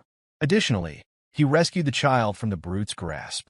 Surprised by the unexpected appearance of a martial artist from the Desolate fortress, the red-haired brute turned around, realizing he was in a predicament with another blue-robed martial artist approaching. Instantly, he summoned strength from his core energy and attempted to flee before Mirio could catch up. Both Chung Myung and Mirio were taken aback by the brute's decision to flee rather than engage them. Ultimately, observing his remarkable speed, Mirio concluded that his mobility art likely traded his own life force for enhanced swiftness. Shortly thereafter, Wonchong arrived. Although he was faster than Yeonshin, his physical condition appeared poor, evident from his heavier breathing. Chung Myung returned the child to the parent before they all retreated to rest for the night. A little later, Mirio reprimanded Wonchong, acknowledging his martial arts proficiency suitable for a white robe, but noting his insufficient stamina. She advised him to focus on improving his stamina moving forward. Yeonshin anticipated receiving similar criticism, but Mirio commended him instead. His fundamental training was exceptionally thorough, making him a rarity even among the 9 great sects and 8 great clans. She had noticed his prowess when he ran without employing any techniques. Given his physical abilities alone, it was unlikely that anyone in the Radiant Demon Squad could rival him. Mirio then remarked to Chung Myung that a frail and thin member of the noble race like him could never match Yeonshin in physical capabilities. Chung Myung laughed, encouraging Yeonshin not to be disheartened by his lack of knowledge in mobility arts. Despite his reassurances, Chung Myung recognized Yeonshin's underlying disappointment. Approaching a nearby tree, Chung Myung offered to teach Yeonshin the mobility arts he employed. This gesture surprised Yeonshin, as he believed Chung Myung's mobility art was an exclusive skill. Chung Myung clarified that it was not a technique from his household's martial arts, but rather the movement style of the noble races. Typically, individuals couldn't master it even with understanding, but Chung Myung believed Yeonshin might have the potential. He cautioned Yeonshin not to rejoice prematurely, noting that no one in the Radiant Demon Squad had been able to learn it. Mirio added that although Chung Myung had taught interested members of the Radiant Demon Squad, none had succeeded. Soon after, Chung Myung demonstrated the movement, explaining that while it was termed a mobility art, it relied on nothing physical. Yeonshin observed energy at the tip of Chung Myung's feet, noticing the absence of abrupt movements in his core energy. Immediately after, Chung Myung employed his mobility technique to ascend the tree, describing it as the noble race's method of walking and running. Yeonshin realized that Chung Myung's footsteps were so light that, had he not been visible before his eyes, he might have been undetected. He also understood the sacred methods of the noble races, which did not utilize core energy, but a similar force supporting the body. Descending, Chung Myung moved gracefully, akin to a falling leaf. Chung Myung then inquired whether Yeonshin comprehended the technique. Yeonshin contemplated how to harness core energy to create wind, lacking the authority of the noble races. Chung Myung was puzzled, wondering if Yeonshin could discern the energy of nature merely by observation. Yeonshin affirmed his understanding and questioned whether that was the reason for the demonstration. Expressing gratitude, Yeonshin began brainstorming ideas. He continued to ponder the execution of the technique extensively. Realizing it would take time, Wonchong entered the inn to secure a place for rest. Meanwhile, Yeonshin immediately began cultivating, striving to find a way to utilize his energy to develop a mobility art. Before long, he formulated a concrete idea on how to use his energy similarly to the nature-infused energy his senior possessed. Outside, Chung Myung slept peacefully in a hammock tied to a tree until awakened by the sound of the door creaking open. Yeonshin ventured out in the middle of the night, ignoring Chung Myung's solitary rest. He moved to an open area and concentrated his inner energy at the tips of his feet. Chung Myung was astonished to witness Yeonshin replicating his technique within the same night. A month swiftly passed, and as Wonchong trained, he sighed. It was hard to believe that Yeonshin had mastered the noble race's mobility art. Chung Myung remarked that no one could deny Yeonshin's qualities as a martial arts founder. Eventually, even their captain chose to concentrate on his own mobility arts. This reminded Myohwa of Ma Jin's advice, prompting her to assess whether Yeonshin was worthy of becoming her superior. On this note, Wonchong inquired whether it was acceptable to send Yeonshin alone on the mission. Myohwa responded that the enemy should be the ones to fear, advising them to remain inside for another month. Additionally, she stated that since it was merely a reconnaissance mission, Yeonshin alone would suffice. Although Yeonshin's heart brimmed with joy, he felt lighter with each step. The balance between speed and effort had significantly improved compared to before. Soon, he arrived in front of a wooden house. After several hours of running, he had finally located their hideout. His next move was to return and inform the others. Suddenly, Yeonshin witnessed a horrifying sight. A blood-flame cultist leisurely sucking the essence of a young boy. This act starkly contradicted everything Yeonshin believed in. Determined, Yeonshin chose to reveal himself, calmly approaching the man. The cultist questioned the identity of the young man, daring to approach him in broad daylight. A gluttonous smile spread across the cultist's face as he eyed Yeonshin. A brazen young man radiating life energy, standing alone in such an unexpected place. Rising to his feet, the man reached for his sword at his waist and advanced toward Yeonshin. He laughed joyfully, confident that a mere white robe from the desolate fortress was no match for him alone. However, before the cultist could swing his sword, Yeonshin's blade swiftly severed his neck, decapitating him. As always, Yeonshin required only a fraction of a second to execute a decisive strike, ending a life instantly. He then looked at the child, feeling a sense of fate's cruelty, reminiscent of his own family's massacre and similar tragic fate. Yeonshin gathered his core energy into his sword and prepared to strike the wooden house before him. He vowed to bury the child after resolving the situation, refusing to allow any member of the demonic cult to survive. This resolve mirrored the teachings of Ma Jin. Channeling his core energy, Yeonshin visualized the attack path toward the wooden house. He then unleashed a magnificent sword aura attack, slashing the house in half. One blood flame cultist was swept away by the horizontal sword strike, while the remaining members froze in place, bewildered by the sudden assault. Without waiting for the cultists to regroup, Yeonshin advanced toward the wooden house. He didn't give them a chance to fight back, stabbing his sword directly into a man's heart. Yeonshin remarked that blood flame cult members believed the weak were prey for the strong, and now they were being eliminated by someone stronger. After eliminating one guard outside and two more inside the house, Yeonshin discovered a cave leading deep underground. He sensed a significant amount of energy emanating from within the cave, indicating that this was not merely a hideout for a few cultists, but a branch of the blood flame cult. Before long, a group of cultists emerged, one of them screaming that anyone daring to attack this place would meet their death. Yeonshin recognized the first cultist he had encountered in the village. Instead of fleeing upon realizing this was a branch of such a vile cult, Yeonshin chose to stand his ground and fight. Utilizing his newly acquired movement technique, he advanced to the center of the group and performed a delightful, yet deadly, sword dance. The cultists never anticipated a white-robed martial artist from the desolate fortress to attack them in such a manner. In a single breath, they were dispatched to their maker. Meanwhile, Yeonshin pondered the unnaturally vile aura emitted by such a small group of people. His thoughts were confirmed when a voice echoed from deep within the cave, expressing disbelief at the destruction caused by a white robe of the desolate fortress. Observing the shadowy figure in the cave, Yeonshin realized that this dark energy did not belong to the fallen cultists. A tall man emerged before him, and Yeonshin assessed that this individual was on a completely different level compared to those he had fought thus far. Yeonshin recalled that when a part of one's body reverts to its original state, it signifies that the person has reached the level of refining their core energy. Gritting his teeth, Yeonshin recognized the man before him as the strongest individual in charge of this place, the branch leader. From his knowledge, they were known as Blood Master Swordsmen within the Blood Flame cult.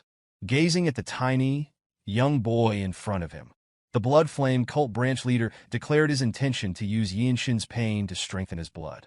Blood Master Swordsmen are the title bestowed upon the branch leaders of the Blood Flame cult. To ordinary individuals or their subordinates, these leaders resemble death gods, and few martial masters possess the skill to defeat them. Yeonshin stands fearlessly before such a being, gathering his core energy into his sword to perform the body-sword unification. His intention is to go all out before his enemy can approach. In the past, Yeonshin had only been able to secure victory by launching a barrage of attacks before his opponent could react. Attempting the same strategy, he prepares to swing his sword for the first strike. The branch leader of the Blood Flame cult mocks Yeonshin by invoking the name Desolate Fortress, which has inflated his arrogance. Unfazed, Yeonshin swings his sword using the Jung dynamic technique he developed. Unfortunately, the cult branch leader dodges the attack just in time. Drawing upon a movement technique learned from his senior, Yeonshin immediately advances to launch another assault. He continues to barrage the Blood Flame cult's branch leader with swift sword strikes, while the leader adeptly evades each one. Observing the intensity of Yeonshin's attacks, the Blood Master smiles and acknowledges that he is not bad. This acknowledgement somehow affects Yeonshin, reminding him of his own past helplessness after nearly losing his entire family. He grits his teeth, persists in his attacks, and steels his mind, affirming that he is no longer his former self. Spotting an opportunity, Yeonshin grabs the branch leader's hand.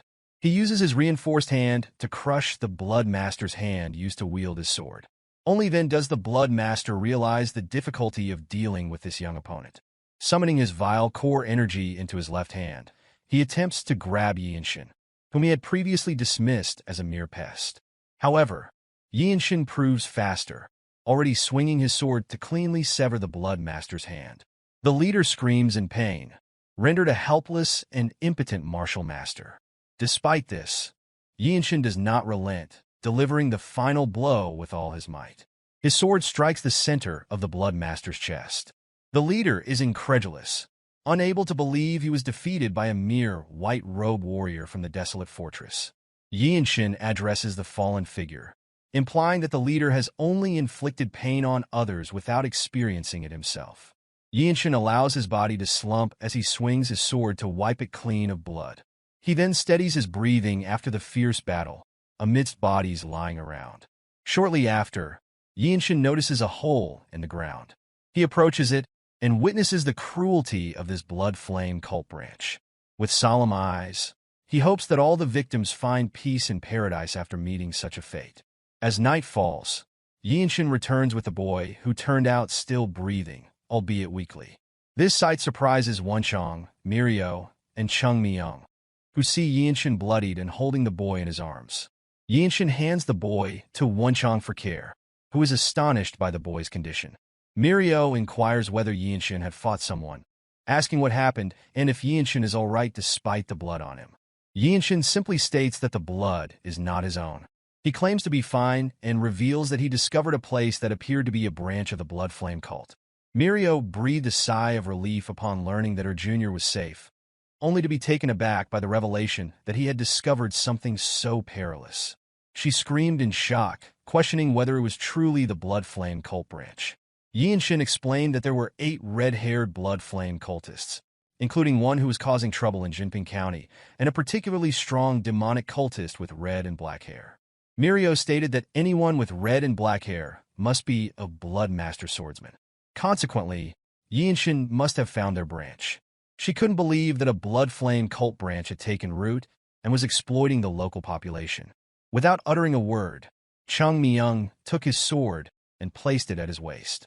He declared that regardless of the mission's nature, the Blood Flame cult was a target of the Desolate fortress that needed to be eradicated, and informed the others that they would now raid their branch. Praising Yeonshin for his remarkable achievement, he advised him to rest and walked away.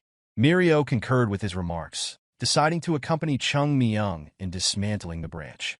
Before departing, Yeonshin insisted that their presence was unnecessary, suggesting that they should enlist government troops instead and focus on aiding the victims.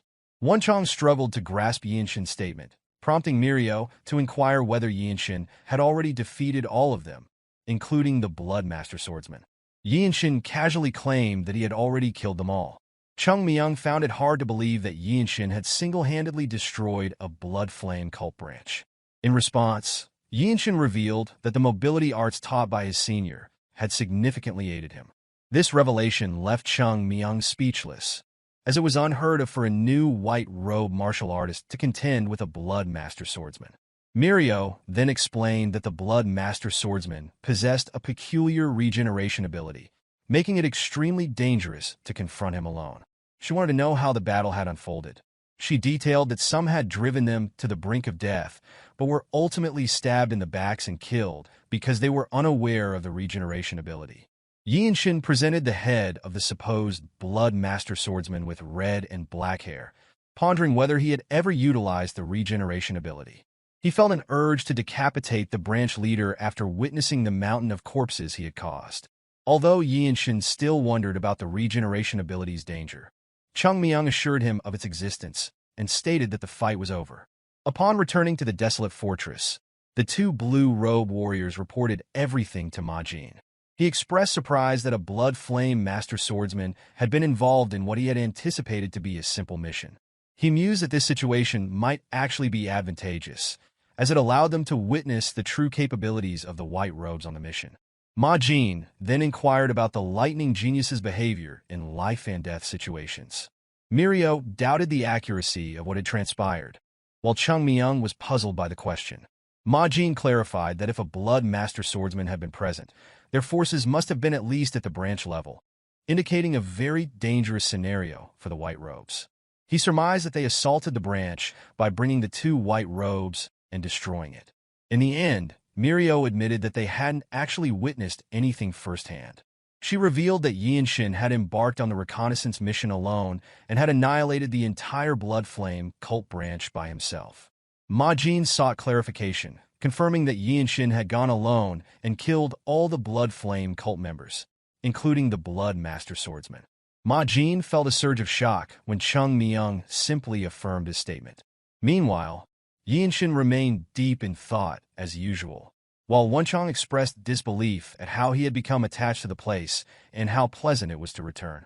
Wonchong then inquired if Yeonshin sensed an electric atmosphere upon their return. Yeonshin concurred, likening it to the ambience of a festival. Wonchong, known for his penchant for gossip, revealed that the former Divine Sword Group captain had returned to vie for the position of Elder Council leader. Accompanying him was a boy, reportedly an adopted son of the renowned Desolate Male clan, rumored to be exceptionally talented. Yeonshin was aware that the Desolate Male clan was his mother's lineage, yet they had never visited Hyea County before, not even during his mother's wedding. After Yeonshin's birth, they had not reached out once. Yeonshin smiled, considering such stories typical of village tales, as if his mother's family had severed all ties after she married into a household they deemed lower in status.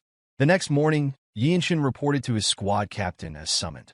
Ma Jin examined Yeonshin intently from head to toe, noticing the remarkable transformation after his mission, evident in the change in Yeonshin's energy. The thought that Yeonshin had single-handedly destroyed an entire Blood Flame cult branch was impressive and not mere luck, Ma Jin mused. He then stood up, instructing Yeonshin to follow him, mentioning that the Fortress Master had requested a joint meeting. Yeonshin pondered why the Desolate Fortress Master, holding such a position, would seek a meeting with them. As he followed his captain, Yeonshin inquired if there had ever been instances where she requested meetings with White Robe Warrior after their enlistment. Ma Jin responded sternly that it had never happened. As they walked, people not only showed respect to the Black Robe Squad captain, but also to Yeonshin, known as the Lightning Genius. Murmurs spread as onlookers recognized Yeonshin not only for his reputation in the Radiant Demon Squad, but also as the one who had killed a Blood Master swordsman while wearing a white robe, a fact that seemed hard to believe given Yeonshin's youthful appearance. Ma Jin explained that it was natural for others to pay attention to Yeonshin. His ability to destroy a blood flame cult branch alone marked him as a martial master within the Desolate Fortress. With this in mind, Yeonshin walked confidently beside his captain to meet the fortress master. Yeonshin's perception of time was different, and he did not afford himself the luxury of it. Determined to survive, he aimed to become as strong as a Divine Sword Group captain before turning 20. His goal was to advance from white to blue, surpass black robes like his captain, and lead squads such as the Radiant Demon Squad as a purple robe or Divine Sword Group captain. They arrived at the fortress master's office, and as Ma Jin knocked on the door, they overheard her mention that the former Divine Sword Group captain had a grandchild. The old man responded by asserting that the blood of a lowly place could not travel far and expressed his desire not to bring shame to the Ma clan.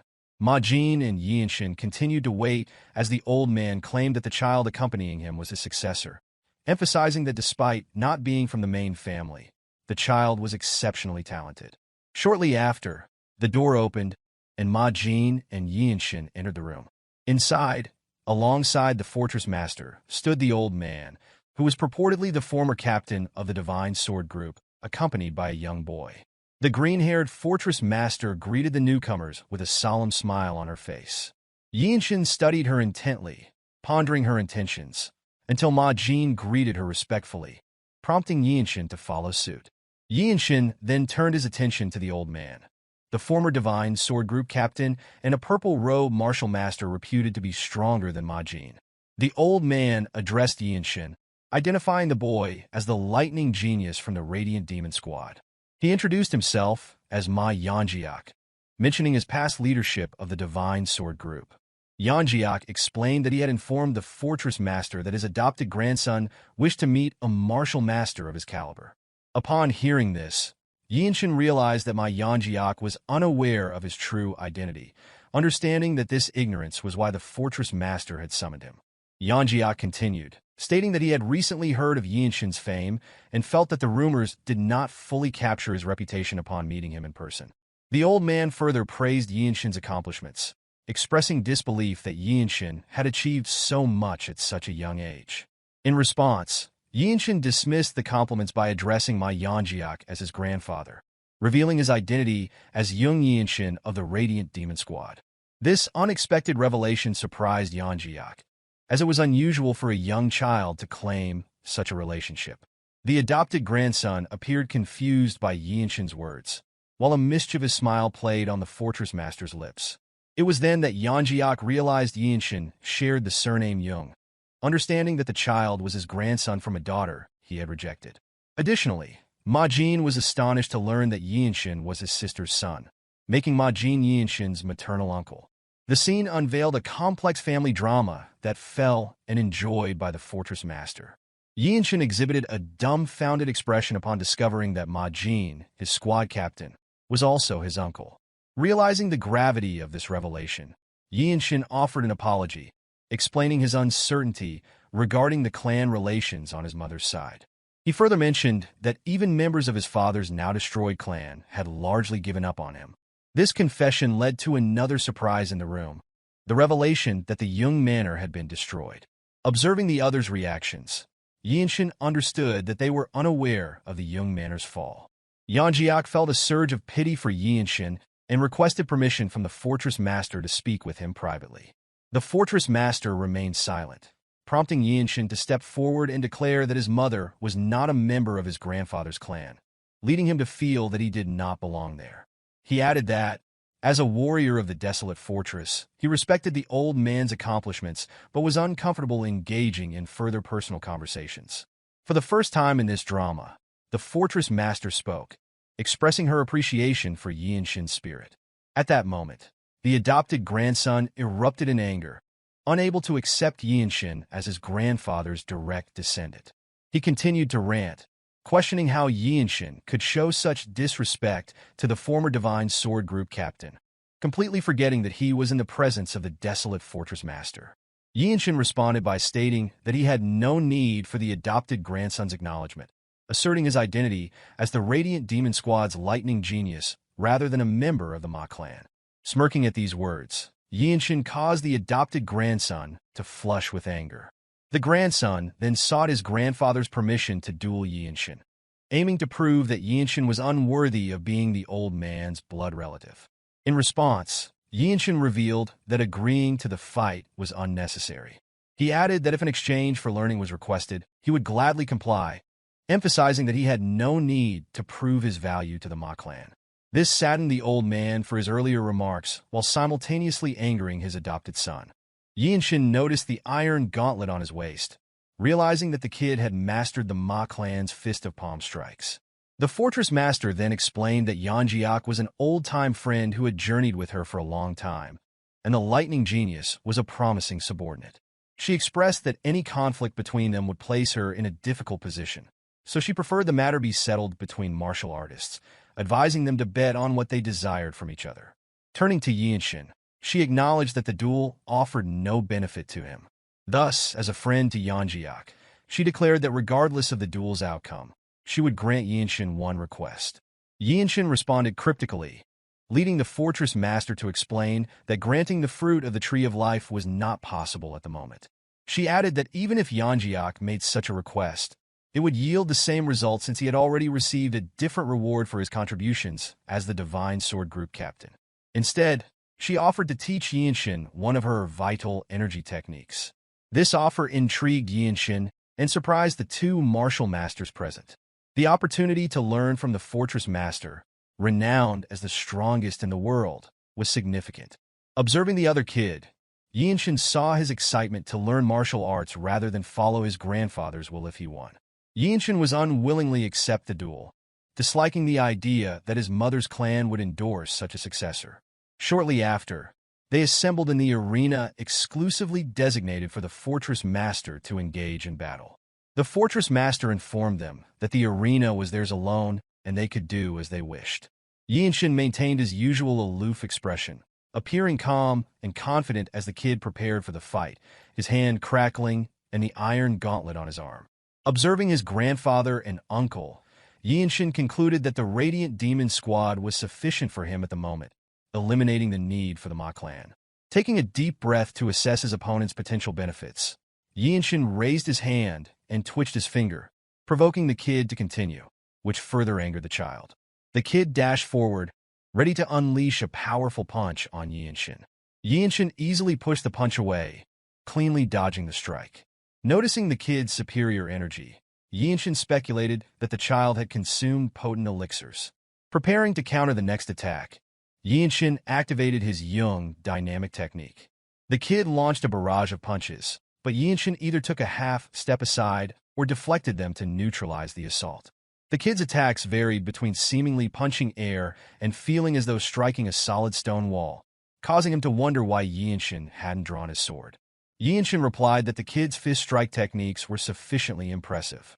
As the kid's anger intensified, he mustered more core energy and, releasing all his held-back power, charged again.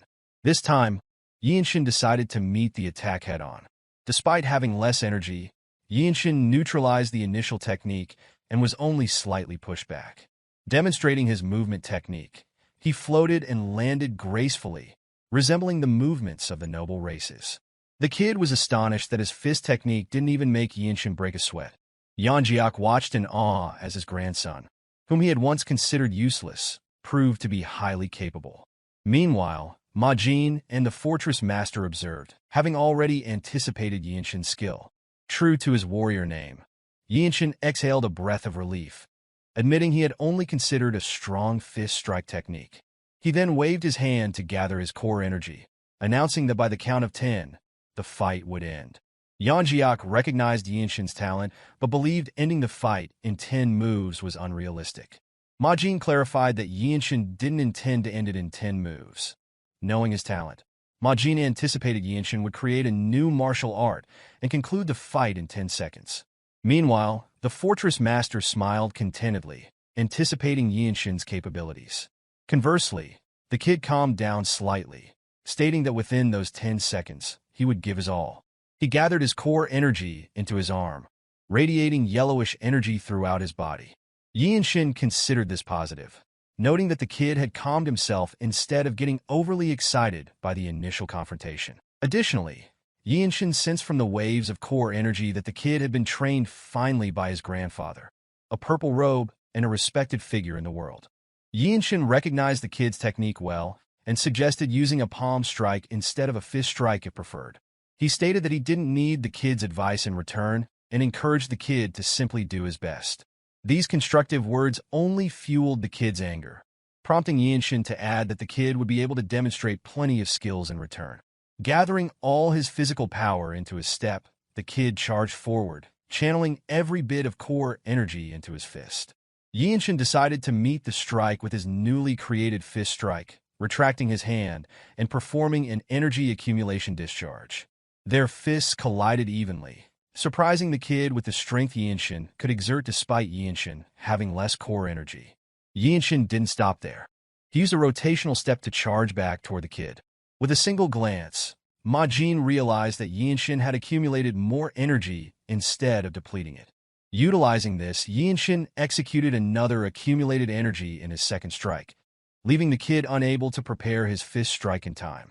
This strike broke the kid's defense, and a small smile appeared on Yeonshin's face, pleased with his new fist technique. Majin was further surprised, noticing that Yeonshin had drawn inspiration for this second strike from the fusion fist strike. The kid understood that Yeonshin was growing stronger with each attack and glanced fearfully at his grandfather, worried about disappointing him. In the end, the kid gritted his teeth and gathered his energy into his arm once more. Observing this, Yeonshin praised the kid's abilities and asked him to show more, which only irritated the kid further. The kid decided to attack with a palm strike. Meeting the attack, Yeonshin employed his accumulated energy for a third strike, completely destroying the kid's palm technique and pushing him away. Not stopping there, Yeonshin used the palm strike he had observed moments before in a fourth move. A mischievous smirk appeared on his face as he turned the kid's own technique against him. The kid couldn't believe he was about to lose to someone like Yeonshin as Yeonshin performed his fourth strike. Yeonjiak was astonished at how the fight concluded within 10 seconds. The kid coughed and couldn't move after taking the strike to his chest. Yeonshin looked at him with indifferent eyes, now recognizing the truth firsthand. The lightning genius possessed real skills and talents to back his claims. Comparable to someone with a 300 IQ, Yeonshin had created, deciphered, and performed a martial art within a few moves they fought.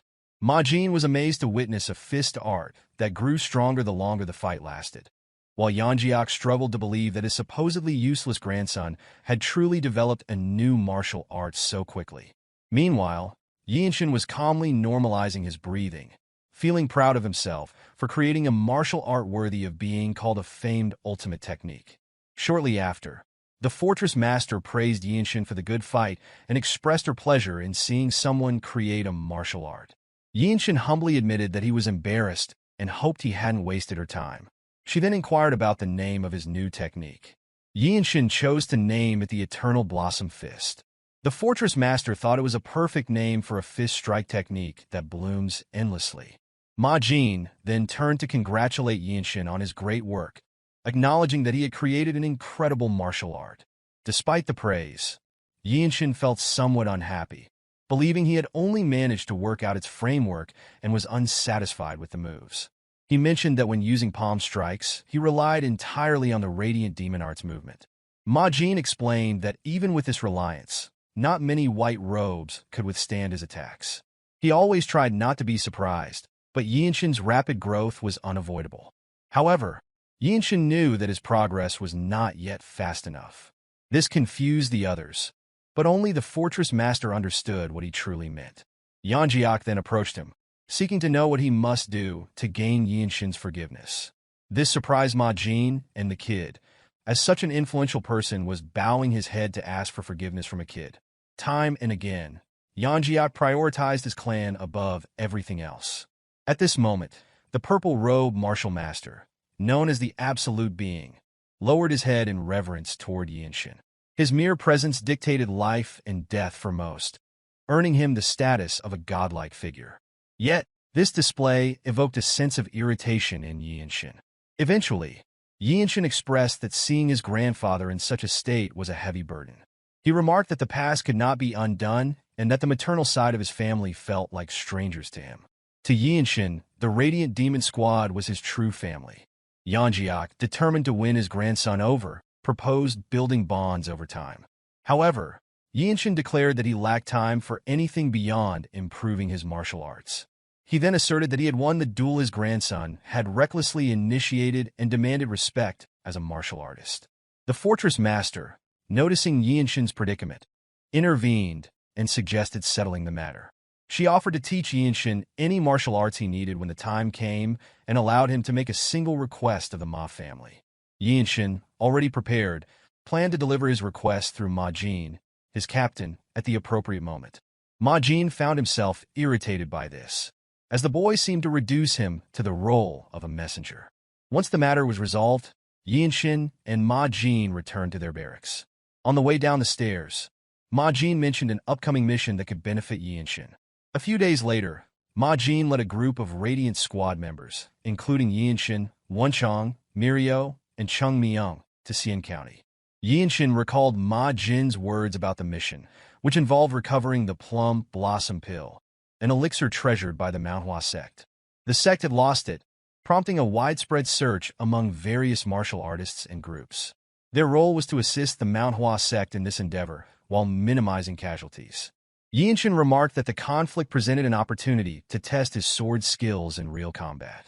Ma Jin explained that the mission would allow Yeonshin to face renowned martial artists, offering unparalleled growth through battle compared to mere solo training. As they journeyed, Wonchong complained about the requirement to remain out of uniform, a necessity to conceal their affiliation with the Desolate fortress. Amused by Wonchang's antics, Ma Jin led the group onward. Eventually, they encountered martial artists from the Manhwa Sect. Sage Cheonju, leader of the Plum Blossom Swordsman and one of the top martial masters, greeted them. Yeonshin immediately recognized the name, recalling his status. To match this rank, Ma Jin, a black robe martial artist, had taken charge of their group. Cheonju, in turn, recognized Mirio as the Zen Demon Sword and Chung Myung as the Azure Eye Sword Demon. He knew who they were and felt no need for introductions, having already fought alongside them before. The revelation that Chung Myung's warrior name was Sword Demon intrigued Yeonshin. Among the Manhwa Sect's group, he noticed a particular young man. As Yeonshin surveyed the assembly, Cheonju suddenly approached and looked down upon him. Cheonju perceived the Desolate fortress is serious about the mission for bringing a disciple. Yeonshin deduced that Cheonju must believe he was not a white robe martial artist, but rather the leader's disciple, based on his attire and his young appearance. Ma Jin attempted to explain, mentioning that Yeonshin was literally only 15 years old as a white robe, but he was cut off mid-sentence when Cheonju recognized Yeonshin's extraordinariness. Cheonju then suggested a friendly duel with the disciple of the Manhwa Sect leader. A small smile appeared on Ma Jin's face as he realized Cheonju was attempting to assert the Manhwa Sect's superiority over the Desolate fortress. Since they were to travel as a party, it would be awkward for key members to fight each other. Thus, they preferred to use the future generation of their respective groups to determine the hierarchy. Ma Jin turned to Yeonshin for his response, but Yeonshin simply tapped the sword hanging at his waist, signaling his readiness to step forward. A sly smile crossed Ma Jin's face, anticipating an interesting encounter. The young man who was supposed to be Yeonshin's opponent grumbled about his master forcing him into the situation, believing that 5 moves would suffice. Cheonju reprimanded him briefly, explaining that he would learn something here and urging him to give his all. The young man dismissed the Radiant Demon Squad's martial arts, expressing doubt about what he could learn. Meanwhile, Yeonshin kept his mind open, pondering the depth of the Manhwa Sect's martial arts.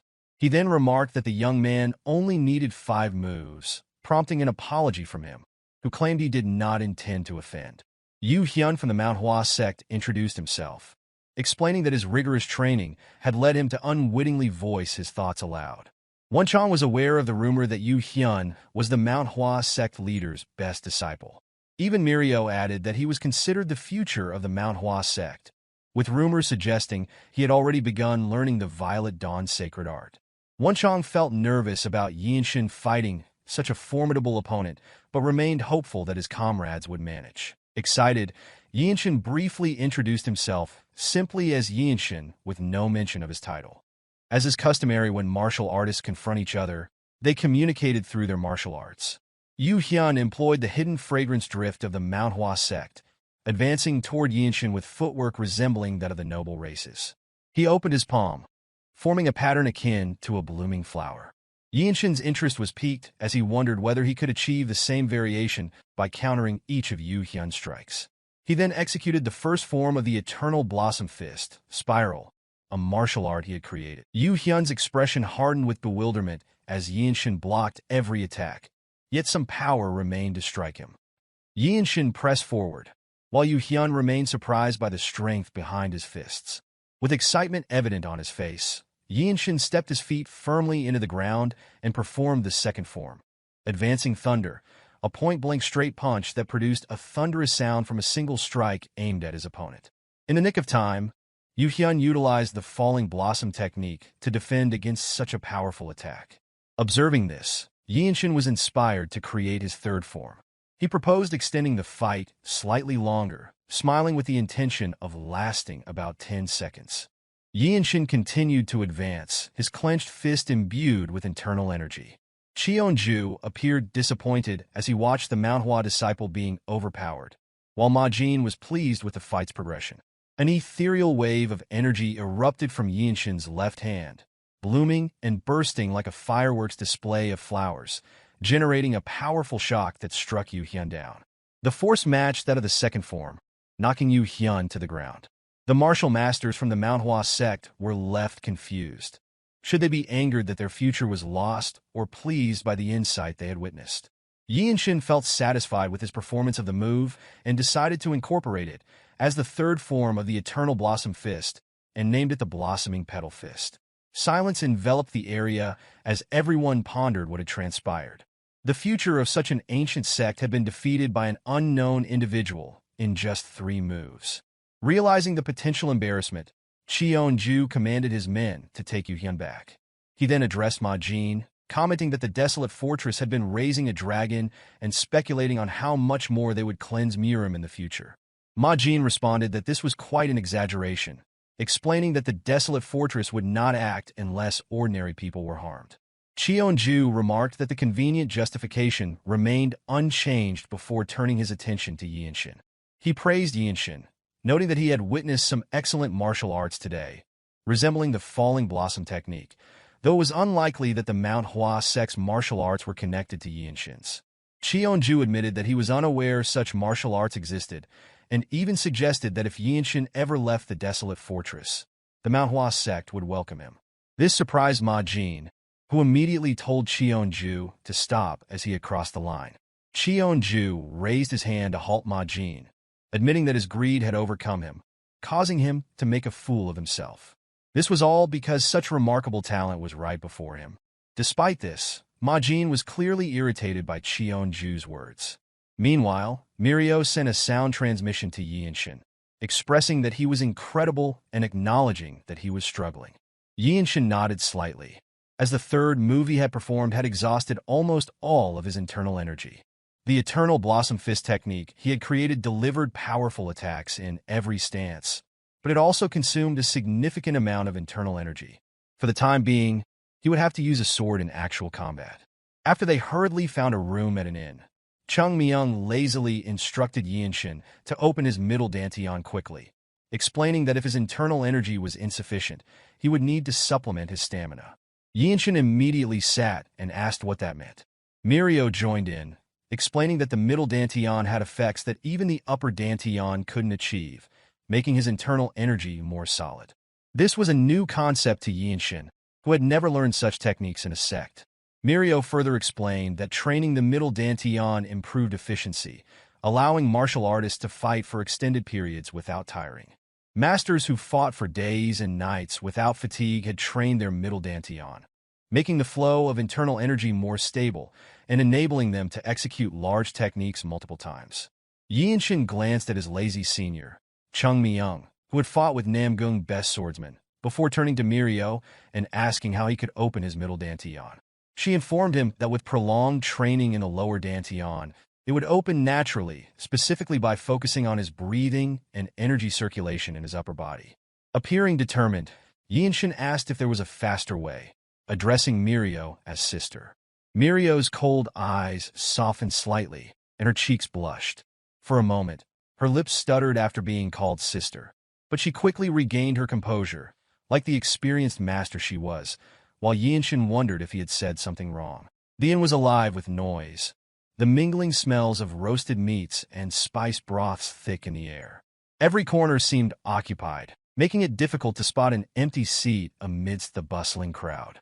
Wonchong squinted, his sharp eyes scanning the room, though it wasn't the crowd that held his attention for long. Myohwa, seated across from him, suddenly stood, her movements sharp and deliberate. There was an edge to her presence now, as though a blade had been unsheathed within her. At the same time, Ma Jin leaned forward, his tone steady as he laid out the situation. He identified the stealthy demons, infamous thieves operating north of the Yangtze River, as the culprits behind their current predicament. By the time Myohwa returned to her seat, her expression was unreadable, though her energy seemed no less intense. Ma Jin continued, addressing her directly as he closed his eyes, confirming that the stealthy demons were indeed the ones who had stolen her martial arts manual. To him, the connection was as clear as day. Wonchong turned toward her, his voice tinged with curiosity. He questioned whether they had stolen from a blue-robed warrior of the Desolate fortress, though his words seemed to prod more than accuse. Myohwa grit her teeth, her frustration evident in the tautness of her jaw. She hinted at a story behind the theft, one she wasn't keen on sharing just yet. Ma Jin broke the silence with a decisive shift in the plan. He announced their intention to smash the signboards of Shangshi's unorthodox factions, targeting those aligned with the stealthy demons. Wonchong, ever analytical, asked what the Manhwa Sect planned to do during their assault. Ma Jin's response seemed to amuse him as he pieced together the strategy, realizing they would act as a distraction, drawing attention while the Manhwa Sect infiltrated the targeted sects. Yeonshin, the youngest among them, raised a practical concern. He questioned their justification for such a direct attack. Chung Myung, with a wry smile, turned to address him. His words carried a mix of explanation and dismissal as he clarified the Empire's stance. To the Empire, the distinction between orthodox and unorthodox martial artists was simple. It came down to whether money was donated willingly or extorted at swordpoint. Ma Jin added that unorthodox factions were parasites feeding off the nation. He explained the inevitability of their return even if wiped out, reinforcing that no justification was necessary to strike them. Yeonshin pressed on, asking how many factions they were targeting. Ma Jin replied with precision, designating 5 factions and volunteering to take on 2 himself. With quiet resolve, Yeonshin offered to handle a target alone. His voice carried the weight of confidence, though his words drew a measured warning from Ma Jin. He reminded the young warrior that seeking sole credit came with significant risks. Yeonshin remained steadfast, undeterred by the caution. His response was simple. This was something he needed to experience. Ma Jin hesitated. As Yeonshin's uncle, his instincts told him to intervene, but as the captain, he understood the importance of growth through trial. Closing his eyes briefly, he weighed the decision before finally agreeing. Putting his hand on the table, he outlined the allocation of their targets. Yeonshin was assigned the Mantis Sect in Lianhu County, Xi'an, a group known for their brutality, including the abduction of women. His gaze fixed on Yeonshin as he declared the mission. The young warrior was to wipe out the entire sect alone. The gravity of the task hung heavily in the air, though Yeonshin showed no sign of faltering under the weight of expectation. There was a certain image conjured when thinking of commoners who knew nothing of martial arts and lived simple, unremarkable lives. Mr. Jang, the escort accompanying Yeonshin, fit that image perfectly. His voice carried concern as he questioned the young martial artist. He urged Yeonshin to reconsider his decision, warning him about the Mantis Sect's notoriety and their strength. Despite the concern, Yeonshin walked ahead without a word, his resolve unshaken. Mr. Jang, undeterred, pressed on. He described the Mantis Sect's martial prowess, emphasizing that even a low-ranking member had once single-handedly wiped out the residents of Liangu Alley. Yeonshin paused briefly, his expression calm yet focused. There was no hesitation in his movements, only a desire for knowledge to better prepare for the mission. He inquired further about the sect, his voice steady, seeking any information that might aid him. Mr. Jeong explained that the Mantis sect had seized control of Liangu Street 3 years ago. Their crimes included abducting over a dozen people, using them as servants.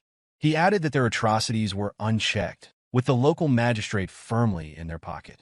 As they walked, Yeonshin asked about their martial arts, curious to learn more. Mr. Jeong mentioned that the sect was known for using a variety of weapons, though few details about their skills were clear. Piecing together what he had learned, Yeonshin's thoughts sharpened. The Mantis sect had yet to fully develop a coherent martial system, but their members had acquired some level of skill. He questioned the state of those held captive and why the government had not intervened, only for Mr. Jeong to confirm that the magistrate's allegiance made outside help impossible. Arriving in Liangu County, Yeonshin observed the bustling streets. Although it was said to rival Hyea County, the area felt far more developed, straddling the line between a thriving city and a sprawling village. They entered a market street, but something unusual caught Yeonshin's attention. His gaze shifted toward an unsettling scene. Several women tied up as though they were criminals, their families weeping nearby, but too fearful to approach.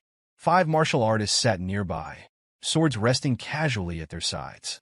Their careless demeanor contrasted sharply with the anguished cries of the families.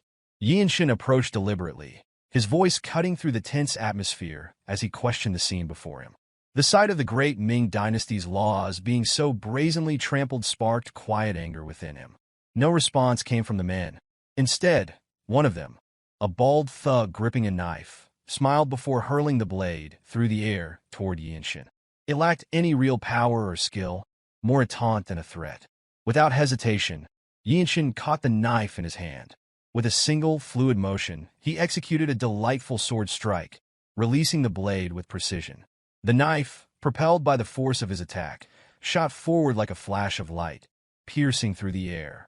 The bald thug dropped instantly, the blade embedded in his head, and he dropped lifeless as though nailed to the ground. The remaining 4, momentarily stunned, quickly rose, their gazes hardening as they drew their weapons. One mocked Yeonshin, questioning where such a young fighter had learned martial arts and ridiculing his dagger stance. Another advanced, commenting on Yeonshin's speed and skill, his sword drawn in challenge. Yeonshin remained silent, watching them calmly, as though their words weren't worth answering. Then, without fanfare, he drew his Desolate sword. The polished white blade gleamed under the sunlight, its immaculate condition a testament to its care. When one of the men commented on the weapon, his tone shifted, filled with greed as he suggested offering it to their sect leader. The words had barely left his mouth when Yeonshin's blade moved. Its dazzling trajectory cut through the air, leaving a burst of blood in its wake. The man's head split cleanly, the blade continuing down through his torso before his lifeless body collapsed. The remaining men began to understand that this young swordsman was no ordinary martial artist. Before the 3 could even turn to face him, the path of the white sword blazed in swift arcs. Demon's Light, a technique of the swift sword, cut through the air with deadly precision. The sensation of 3 consecutive strikes traveled up Yeonshin's arm as his sword wave landed perfectly. Their bodies had no time to react. By the time they might have moved, their upper torsos were already severed cleanly from their lower halves. The lifeless forms collapsed to the ground, one after another. Yeonshin turned his focus to the bound women, his movements fluid and efficient as he cut through the ropes that held them captive. Gratitude filled the air as the freed women lowered themselves into deep bows. Families rushed forward, sobbing as they embraced their loved ones. Mothers, wives, and daughters finally returned to their arms. Yeonshin, however, found no satisfaction in the scene. His focus remained sharp as he turned to Mr. Jeong, his question cutting through the reunion. Mr. Jeong responded quickly, pointing toward the end of the road. The crowd, still reeling from the chaos, retreated into the shadows, ensuring they remained out of sight. Only Mr. Jeong stayed behind, silently following Yeonshin as they made their way to the Mantis sect. The entrance gate of the sect loomed ahead, its signboard boldly marking the territory. Without hesitation, Yeonshin stopped briefly in front of the gate, raising his leg and channeling inner energy through the Jeong dynamic technique. The power gathered in his strike surged, and with one explosive motion, he released it. The gate shattered instantly, fragments of wood and metal scattering across the ground. Stepping through the destruction, Yeonshin entered the training hall. Around 30 martial artists stood in formation, weapons drawn, their gazes fixed on the intruder who had already taken down 5 of their own. Yeonshin's expression remained calm, indifferent to the sight before him. Observing their readiness, he noted how quickly the news of his arrival must have traveled. The speed of their organization spoke volumes, though it did little to faze him. With his sword drawn, Yeonshin stepped into the center of the yard. He was surrounded by martial artists who remained motionless, their gazes locked onto him with murderous intent, as though biding their time to strike. Tales often spoke of unrivaled supreme masters who could vanquish armies single-handedly. A middle-aged man standing alone on the stairs leading to the main yard frowned deeply, seemingly incredulous. The young intruder had supposedly killed their disciples, a claim that hung heavy in the air. Yeonshin's eyes moved to the man's attire, a long robe adorned with intricate depictions of spiritual creatures, including the 4 divine beasts and dragons. Such clothing was a bold statement, one reserved exclusively for the emperor. The thought crossed Yeonshin's mind. Was this man a rebel for daring to don the dragon robe? Descending the stairs with measured steps, the man who appeared to be the sect leader ordered the others not to interfere. He remarked with a trace of eagerness that it had been a long time since he had felt the edge of a blade, unsheathing his sword as he spoke. He addressed Yeonshin with disdain, questioning why the young man had chosen to reveal himself before their sect, even if he fancied himself a hero. In an indifferent tone, Yeonshin countered by asking for the man's name. The question prompted a mocking reply. Someone about to die, the sect leader declared, had no need to know his great name. Yeonshin, maintaining his composure, explained that he needed the name of the sect leader to claim credit for his merit. As he spoke in a low voice, he began channeling energy with the Jeong dynamic technique throughout his muscles. At that moment, he merged his essence with the Desolate sword, his true energy heightening his awareness, and felt the sect leader's sword intent. The praying Mantis sect leader charged, wielding his sword with a ferocity that rode the wind. Yeonshin observed intently, recognizing the swift sword movement the man employed, an advanced technique Yeonshin himself had mastered. Having created a fist technique that properly handled force, the path of the sword was clearly visible in Yeonshin's eyes. He silently wondered if his own growth had brought this clarity. Recalling the way Chung Myung had deflected his sword strike during training, Yeonshin unsheathed his weapon, swinging upward to intercept the sect leader's attack. The motion appeared serene, but it carried the layered power of the energy accumulation discharge technique. The force of repelling the strike felt vivid, and the sect leader's expression shifted to one of perplexity. Realizing the youth before him was no ordinary opponent, the sect leader barked an order to his disciples. The surrounding members of the praying Mantis sect surged forward, weapons aimed at the seemingly fragile young man. Yeonshin held his ground, watching as blades descended from all directions. The sharpness of their attacks cut through the air, awakening every fiber of his being. For the first time, he faced such an overwhelming number of weapons simultaneously. The first strike reached him, but he sidestepped with a half-step, evading the blow before launching a counterstrike with his sword. Another attack followed, and Yeonshin raised his blade to defend. One strike after another came his way, the sheer volume of attacks demanding his full attention. The onslaught was relentless, a cascade of strikes forcing him to move fluidly between defense and counterattack. Each enemy that came within reach met the edge of his blade. The chaotic lines formed by the flurry of blades became visible in Yeonshin's mind. Paths carved through the melee emerged with clarity, guiding his movements. His body, attuned to the wind, danced between the strikes, each motion calculated. With the Desolate sword in hand, he struck through gaps in the assault, weaving through the chaos to deliver fatal blows. The layered energy of the attacker's weapons refined Yeonshin's swift sword technique, which now merged seamlessly with his Desolate sword. His strikes, precise and devastating, followed trajectories only he could perceive. His sword danced brilliantly, his blade leaving death in its wake. Before long, Yeonshin found himself standing before the sect leader once more. Yeonshin observed the man standing before him, with the lifeless bodies of the disciples he had slain scattered behind him. The sect leader muttered in surprise, questioning the situation. According to the teachings of his seniors, one must take the initiative in a group battle. Yeonshin reflected internally. True energy surged through his body like wildfire, racing through the 3 main meridians in an instant. His sword-wielding hand tightened, channeling his force as though it were a fist. The power of the eternal blossom fist gathered in his arm, culminating in the execution of its second form, the advancing thunder. Though armed with a sword, Yeonshin infused his strikes with the essence of the fist technique. Mastering the rhythm of the Desolate sword wave, he moved with precision. A fierce wind accompanied his charge, closing the distance between him and the sect leader in mere moments. The man's face, etched with surprise, loomed closer in Yeonshin's sight. With swift resolve, Yeonshin struck downward, his blade aimed for the sect leader's head. Before the sect leader could utter a word, a pure flash of sword light cut through the air.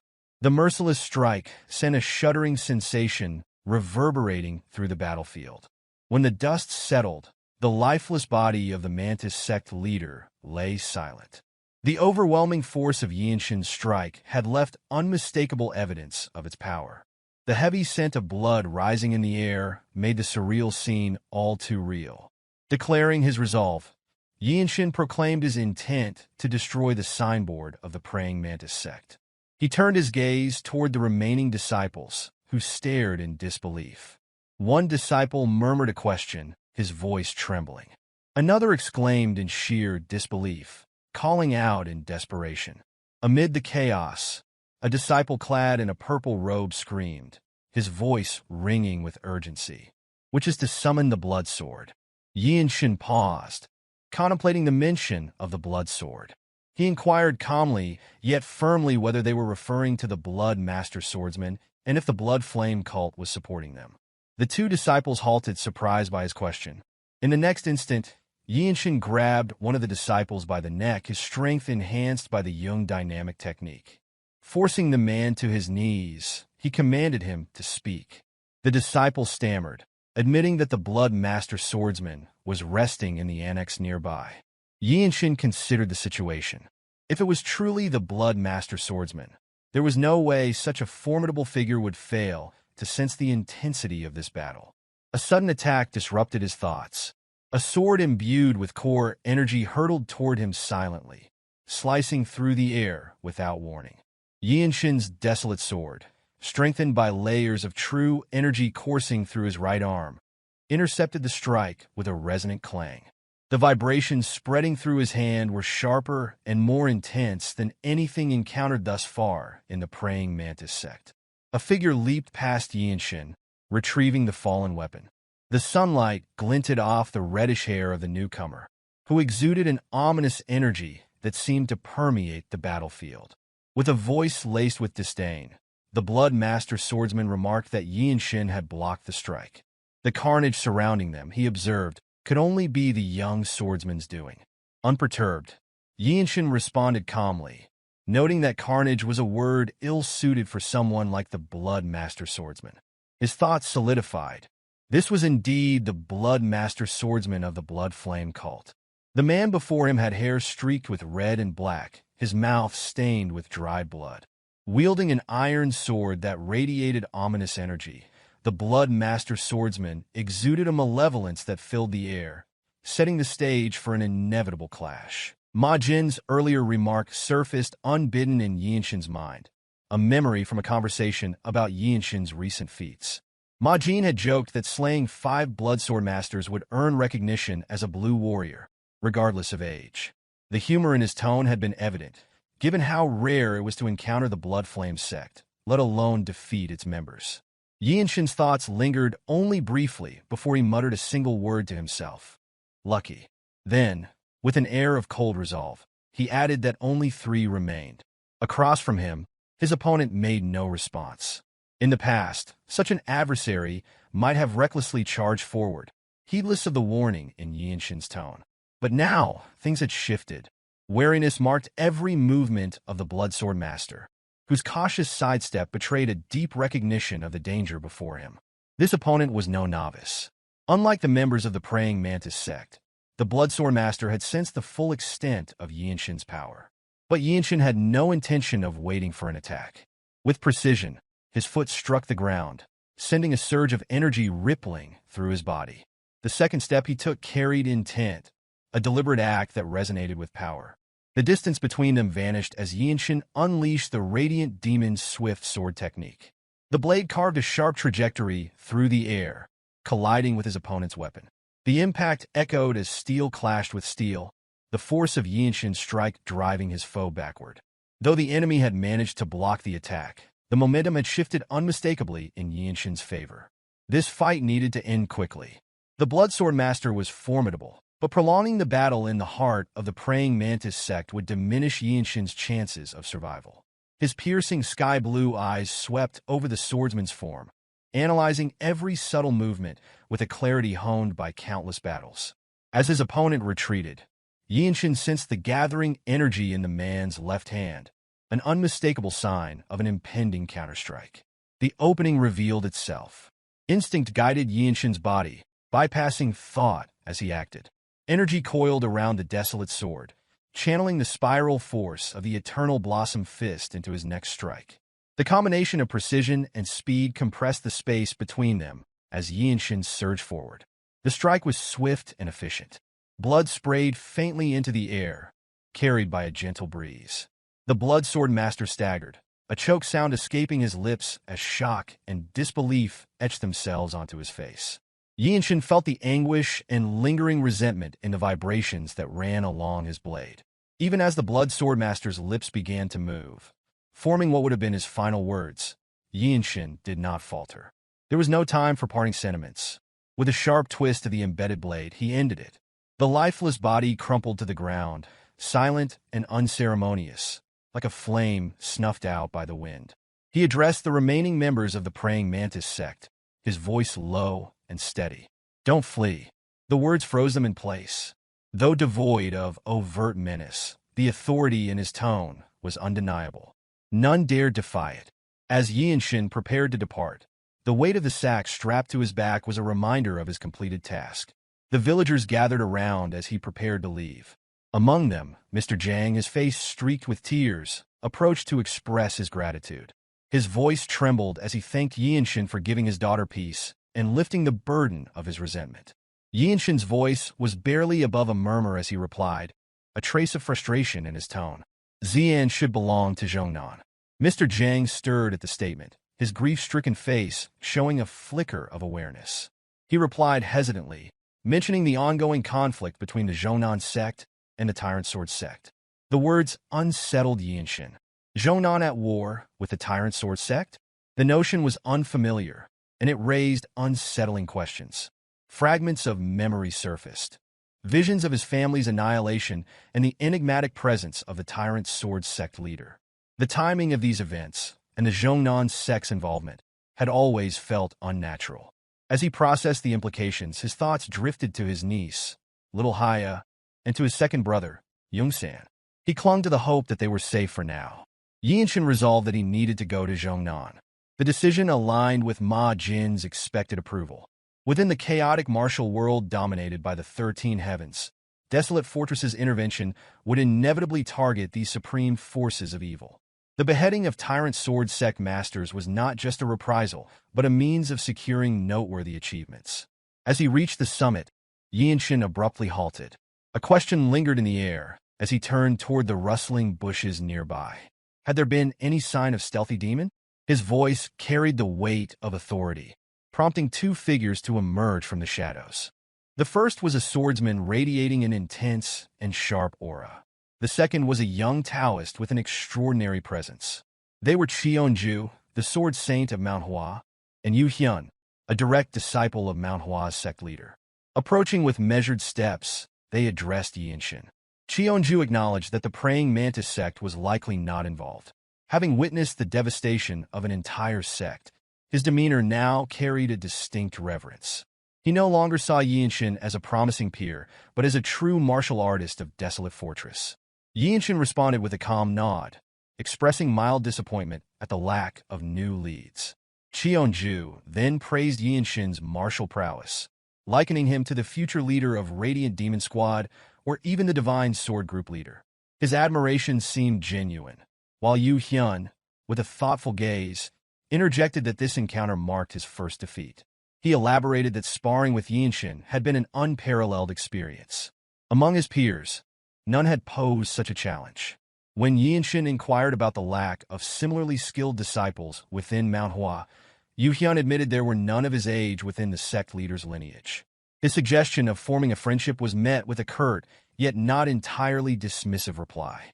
Yeonshin had no intention of visiting Manhwa, but left the door open for Yeonshi to seek him out, on the condition that he performed new martial techniques each time. Flustered but encouraged, Yeonshi brightened at this prospect. Upon arriving at the inn where they had first stayed, their camaraderie reached a temporary pause. Yeonshin ascended to Ma Jin's room, where he was greeted with an astute observation. Chung Myung noted the subtle changes in Yeonshin's energy, while Mirio immediately instructed him to apply some medicine to treat the lingering injuries. Ma Jin's voice pierced the tense air, edged with curiosity and a growing sense of unease. He questioned the progress of the mission. Without a word, Yeonshin loosened the ties and let its contents spill onto the table. Gasps rippled through the gathered, their faces filled with shock. Lying before them was the severed head of the Blood Swordsmaster, accompanied by the shattered remnants of the praying Mantis Sect's signboard. This was no mere stroke of luck. The incident in Jinping County had not been an isolated fluke. He reached out to Yeonshin, ruffling the boy's hair in a rare gesture of approval. Ma Jin muttered. The mention of involvement from the Blood Flame Sect tightened his expression, the scars on his face seeming to deepen as tension gripped him. The implications were grim, and the weight of what had unfolded settled heavily on his shoulders. This proves your worth, he stated plainly, his voice steady and unwavering, acknowledging the boy's accomplishment without unnecessary embellishment. Ma Jin's unease evident in his furrowed brow. Blood Swordmasters aren't this common, he murmured, his voice heavy with concern. Standing nearby, Mirio nodded slightly in agreement. This was far from ordinary, and her calm acknowledgement only served to highlight the magnitude of what they faced. Ma Jin's tone shifted, adopting the authority of a seasoned leader. Lightning Genius has accomplished something that cannot be overlooked, he declared. Incidents seem to follow wherever he goes. Yet to handle them so decisively and bring back information of this significance will leave its mark on the martial arts world. The Desolate Fortress will have no choice but to respond to this. Breaking the silence that followed, Yeonshin stepped forward, his voice steady and resolute, belying the tension surrounding him. There is something he needs to report, he announced, his tone firm, without a hint of hesitation. After a pause, he continued, his gaze unwavering and his expression unflinching. He wants to go to Jeonnan's sect. Ma Jin hesitated for a moment, staring blankly before finally speaking again. He asked if Yeonshin truly intended to go to Mount Jeonnan. Yeonshin, with a firm tone, expressed concern for his niece's well-being, prompting Ma Jin's expression to stiffen awkwardly. Ma Jin acknowledged the situation, explaining that they had only just received the news themselves. Mirio interjected, raising her eyes slightly as if troubled. She cautioned that Mount Jeonnan was now an incredibly dangerous place. The Tyrant Sword Sect, she explained, differed significantly from the Blood Flame Sect. While they couldn't simply be labeled as evil, their approach to martial arts was extreme, an unsettling blend of orthodox techniques and sinister practices. They were obsessed with strength, unable to recognize moderation. Her tone reflected a clear concern for Yeonshin, the youngest among them. Ma Jin agreed, emphasizing that no mission had been assigned. Completing the tasks they had already been given should be sufficient, he reasoned. Both Ma Jin and Mirio clearly opposed sending Yeonshin on such a perilous endeavor. Only Chung Myung, seemingly oblivious to the tension, stepped forward to defend the youngest member of the Desolate Fortress. He argued that a squad leader should have the authority to judge a situation and assign a mission at their discretion. His words, though earnest, earned him a sharp glare from Mirio, who clearly disapproved of his interference. Ma-jin spoke candidly, voicing his reservations. He questioned how they could send Yeonshin when the likelihood of his return from Mount Jeongnan was uncertain. The gravity of the situation was apparent to everyone except Yeonshin, who seemed taken aback and could only manage a brief response of surprise. Ma-jin clarified further, explaining that anyone in Desolate Fortress who knew of Yeonshin's talents would share their concern. Chung Myung explained that Yeonshin's talent made him a coveted figure in the martial world. Even the Manhwa Sect's Sword Saint had brazenly expressed interest in having Yeonshin as a guest. Mirio and Wonchong nodded in agreement, their expressions confirming their silent support of Ma-jin's sentiments. However, Yeonshin appeared to perceive a deeper, unspoken reason behind Ma-jin's reluctance. Addressing the squad leader with a calm yet piercing tone, Yeonshin asked how Ma-jin could fail to distinguish between public duties and private matters. His words struck a nerve, delivering a clear and undeniable point. Yeonshin then asserted that his achievements spoke for themselves and urged Ma-jin to record this request as an individual merit. To emphasize his resolve, he pointed to the head of the Blood Swordsmaster, displayed on the table as a testament to his capabilities. Chung Myung, unable to suppress his smugness, remarked that Ma-jin had been cornered. His comment earned him a sharp elbow from Mirio, who silenced him with an exasperated expression and made him groaning in pain. After a moment of deep thought, Ma-jin finally spoke. He admitted that it was difficult to refuse and proposed a solution, a bet. The suggestion surprised the group. Ma-jin, a black-robed martial master, was a figure of immense strength, an insurmountable force compared to a white-robed martial artist like Yeonshin, who was little more than an ant in comparison. Ma-jin declared that Yeonshin would need to neutralize or avoid just one move within a single second. If Yeonshin could manage that, Ma-jin promised to grant his request and even offered an additional reward. This, Ma-jin explained, was the minimum level of skill required to stand out in the martial world. Mirio, fond of Yeonshin, attempted to protest, but her words fell on deaf ears. Yeonshin, unwavering in his determination, nodded without hesitation. They moved to the inn's backyard. Neither Yeonshin nor Ma-jin paid any attention to the growing interest of others.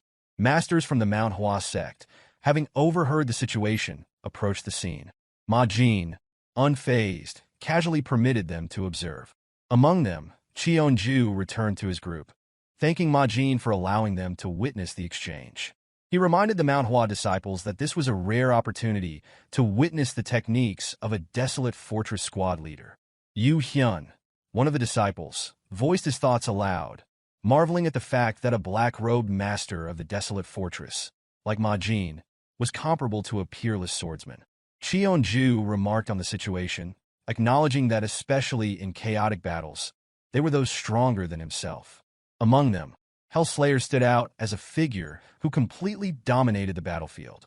Known for eliminating countless hypocritical villains, including renowned sect leaders, his movements were not to be underestimated. Even a single strike from such a master carried the essence of instant death. Cheonju provided an extensive explanation of Ma-jin's background as a black-robed martial master and squad leader of the Desolate Fortress. He elaborated that unlike the martial artists of the 9 sects, who pursued the ultimate form of swordsmanship, Ma-jin's techniques were honed entirely for practical combat. Yu Hyun, observing the unfolding scene, exclaimed that no matter how much one trained, it seemed impossible to withstand even a single move from such a master. His gaze shifted to the boy standing across from Ma-jin, the Radiant Demon Squad's lightning genius, Yeonshin, who stood calmly, with one hand resting lightly on his sword, facing the gusting wind. Yeonshin asked for some time to prepare, to which Ma-jin agreed, telling him to take as much time as needed.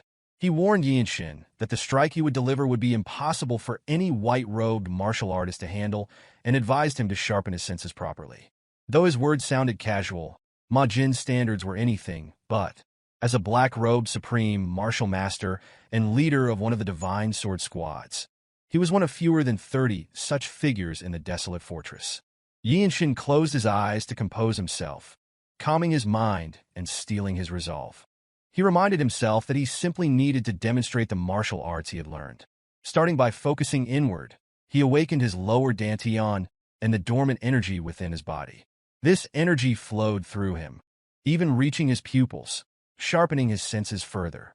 It was the very skill he had refined during his battle with the praying Mantis Sect's leader. Muttering softly to himself, Yeonshin analyzed Ma Jin's body, scanning it from every angle, as if viewing it reflected in a mirror.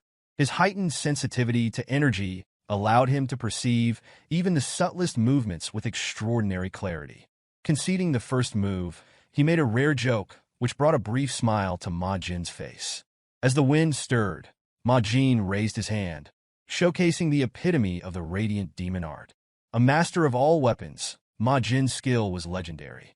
Stories were told of how he turned even discarded weapons on battlefields into tools of destruction, but his bare hands were considered the deadliest of all. Yeonshin was fully aware that Ma Jin's palm technique could shatter a fortress wall with a single strike. Quietly, he told himself he had to evade it, lowering the hand resting on his sword in preparation. Ma Jin took a step forward, his movements precise, direct, and astoundingly fast. The force of his strike felt like a condensed typhoon rushing forward. Even though it wasn't at full speed, Yeonshin found himself overwhelmed, even to just twist his body aside. Ma Jin's hand, controlled yet devastatingly powerful, sliced through the air with precision. The trajectory of the strike was aimed directly at Yeonshin's head. In that instant, a faint blue light flickered across Yeonshin's forehead. He realized that his current footwork was insufficient to escape. The techniques taught by Jeong Clan lacked the structured formulas he needed, leaving him to rely on clear intention and instinct to carve a path. Yeonshin muttered about needing just one step. In his mind, he calculated the movement path and the direction of force Ma Jin's technique would create, drawing complex lines in his thoughts. His head burned with intense focus as a second dantian near his heart seemed to awaken momentarily. Harnessing this new surge of internal energy, Yeonshin felt a technique forming within him, born of his innate talent and the immense pressure of the situation. Under Ma Jin's overwhelming mastery, Yeonshin took a single step. In that fleeting moment, a tremendous shockwave erupted behind him, whipping his hair upward. The fierce wind from Ma Jin's strike swirled the dust around the yard, leaving the onlookers in stunned silence. Among them were masters who had dedicated their lives to martial arts, and even they recognized that Yeonshin's step was extraordinary. Ma Jin, still in the posture of extending his hand, moved only his lips to ask what that footwork had been. Yeonshin replied simply, saying he had walked because he saw a path to survival. Indifferently, he added that he would name it the Radiant Wing Step. Ma Jin stood silently for a moment, a brief smile crossing his face as he thought to himself about the incomprehensible talent Yeonshin had just demonstrated. Straightening his posture, Ma Jin made his decision. He announced his permission for Yeonshin to journey to Mount Jeongnan, acknowledging the boy's capabilities with a tone of quiet respect. Soon after the sun rose, the two young martial artists from the Desolate fortress made their way towards Jeongnan Mountain. Yeonshin wore a blue robe with a white robe beneath it, walking closely behind Wonchong. In the Jeongnan sect, being a white-robed warrior alone would not be enough to act independently. Jeong Clan had jokingly remarked while helping his youngest junior borrow and wear the robe. Yeonshin, puzzled by the remark, wondered about its meaning, feeling a sense of curiosity rising within him. Myohwa spoke to clarify. A white-robed martial artist with a blue Desolate sect long robe meant that the person was acknowledged as a blue-robed warrior of Desolate Fortress, a title that guaranteed one's status as a rising star within the sect. The title of Rising Star was not given lightly in Desolate Fortress. It indicated the best among the juniors following the martial path. The significance was amplified by the fact that it was awarded less than half a year after entering Desolate Sect, a rare and honorable achievement. Myohwa smiled, her expression captivating and selfless. She explained that the title came with the authority to command all white-robed warriors within Desolate Sect. Jeong Clan added that if anyone asked, Yeonshin could mention the azurized demon sword from the Radiant Demon Squad acknowledging him, which would likely prevent most disputes. Myohwa also suggested using her own warrior name, Zen Demon Sword, as a gesture of handing over the blue robe, a gesture of her joining the small ceremony. Yeonshin thanked them awkwardly, though they seemed pleased with and proud. As they continued on the road, he felt an unfamiliar sensation in his chest, the kindness of his senior overwhelming him in a way he had not experienced before. The words they spoke were more than mere gestures. They carried the weight of responsibility and recognition. Wonchong turned back slightly, his tone teasing but tinged with envy, complimenting Yeonshin on the way the white robe and long blue robe suited him. Yeonshin couldn't help but speak his thoughts aloud as he felt the weight of the blue robe, as if contemplating the significance of the situation. Wonchong commented that a young hero like Yeonshin would be quick to adapt, his tone light, but carrying a subtle admiration. Yeonshin, though moved by the compliment, felt a deep gratitude toward Wonchong for accompanying him on his journey, a companion who had stood by him through thick and thin. Before long, the two arrived at the entrance to Jeongnan Mountain. From a distance, they had been struck by the steep and solemn terrain. But up close, the entrance revealed the strict nature of the martial arts sect, with martial artists standing guard, their vigilance unmistakable. Wonchong noted the martial artists seemed to be from Jeongnan, wondering if the conflict with the Tyrant Sword sect was real, as they had come to the foot of the mountain rather than the main gate. The air was thick with tension, and the sense of anticipation only grew stronger with each step they took. As the two approached, two of the four guards stepped forward and asked for their sect, names, and purpose. Wonchong casually replied, identifying them as from Desolate Sect, subtly signaling Yeonshin to take responsibility as a Desolate Fortress rising star, though his tone remained light. Yeonshin stepped forward, introducing himself as Yeonshin of the Radiant Demon Squad, and Wonchong followed with his own introduction, emphasizing the point that they were indeed representatives of the prestigious Desolate Fortress. The guards scrutinized their clothing carefully before questioning if they intended to prove their identity with mere garments. Wonchong then produced jade identity tokens from his robe, a subtle but definitive display of their affiliation. One of the guards mocked them, questioning whether young martial artists like them would act independently, and who would believe such claims. A sharp-tongued disciple was about to retort, but was silenced by a senior martial artist who had witnessed the unfolding situation. The senior guard spoke with authority, explaining that due to the current wartime situation, they could not easily trust unfamiliar identities, though his tone seemed more mocking than reasonable. The tension in the air grew palpable as Yeonshin and Wonchong stood before the gate. Wonchong, clearly frustrated, muttered under his breath as he raised his inner energy. The slight wave of energy spread quickly, an unmistakable display of his true power. Having passed the Desolate exam and become a Radiant Demon Squad, white-robed martial artist, he was no longer the carefree figure he appeared to be. The energy he emanated now carried the weight of his strength. The guards finally recognized the power of Desolate Fortress in Wonchang's display of inner energy. One of the guards, outraged by the display, screamed at them, pointing a finger in accusation.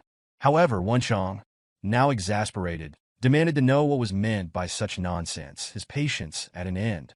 Yeonshin silently reflected on the situation. The fight with the Tyrant Sword sect clearly wasn't going well.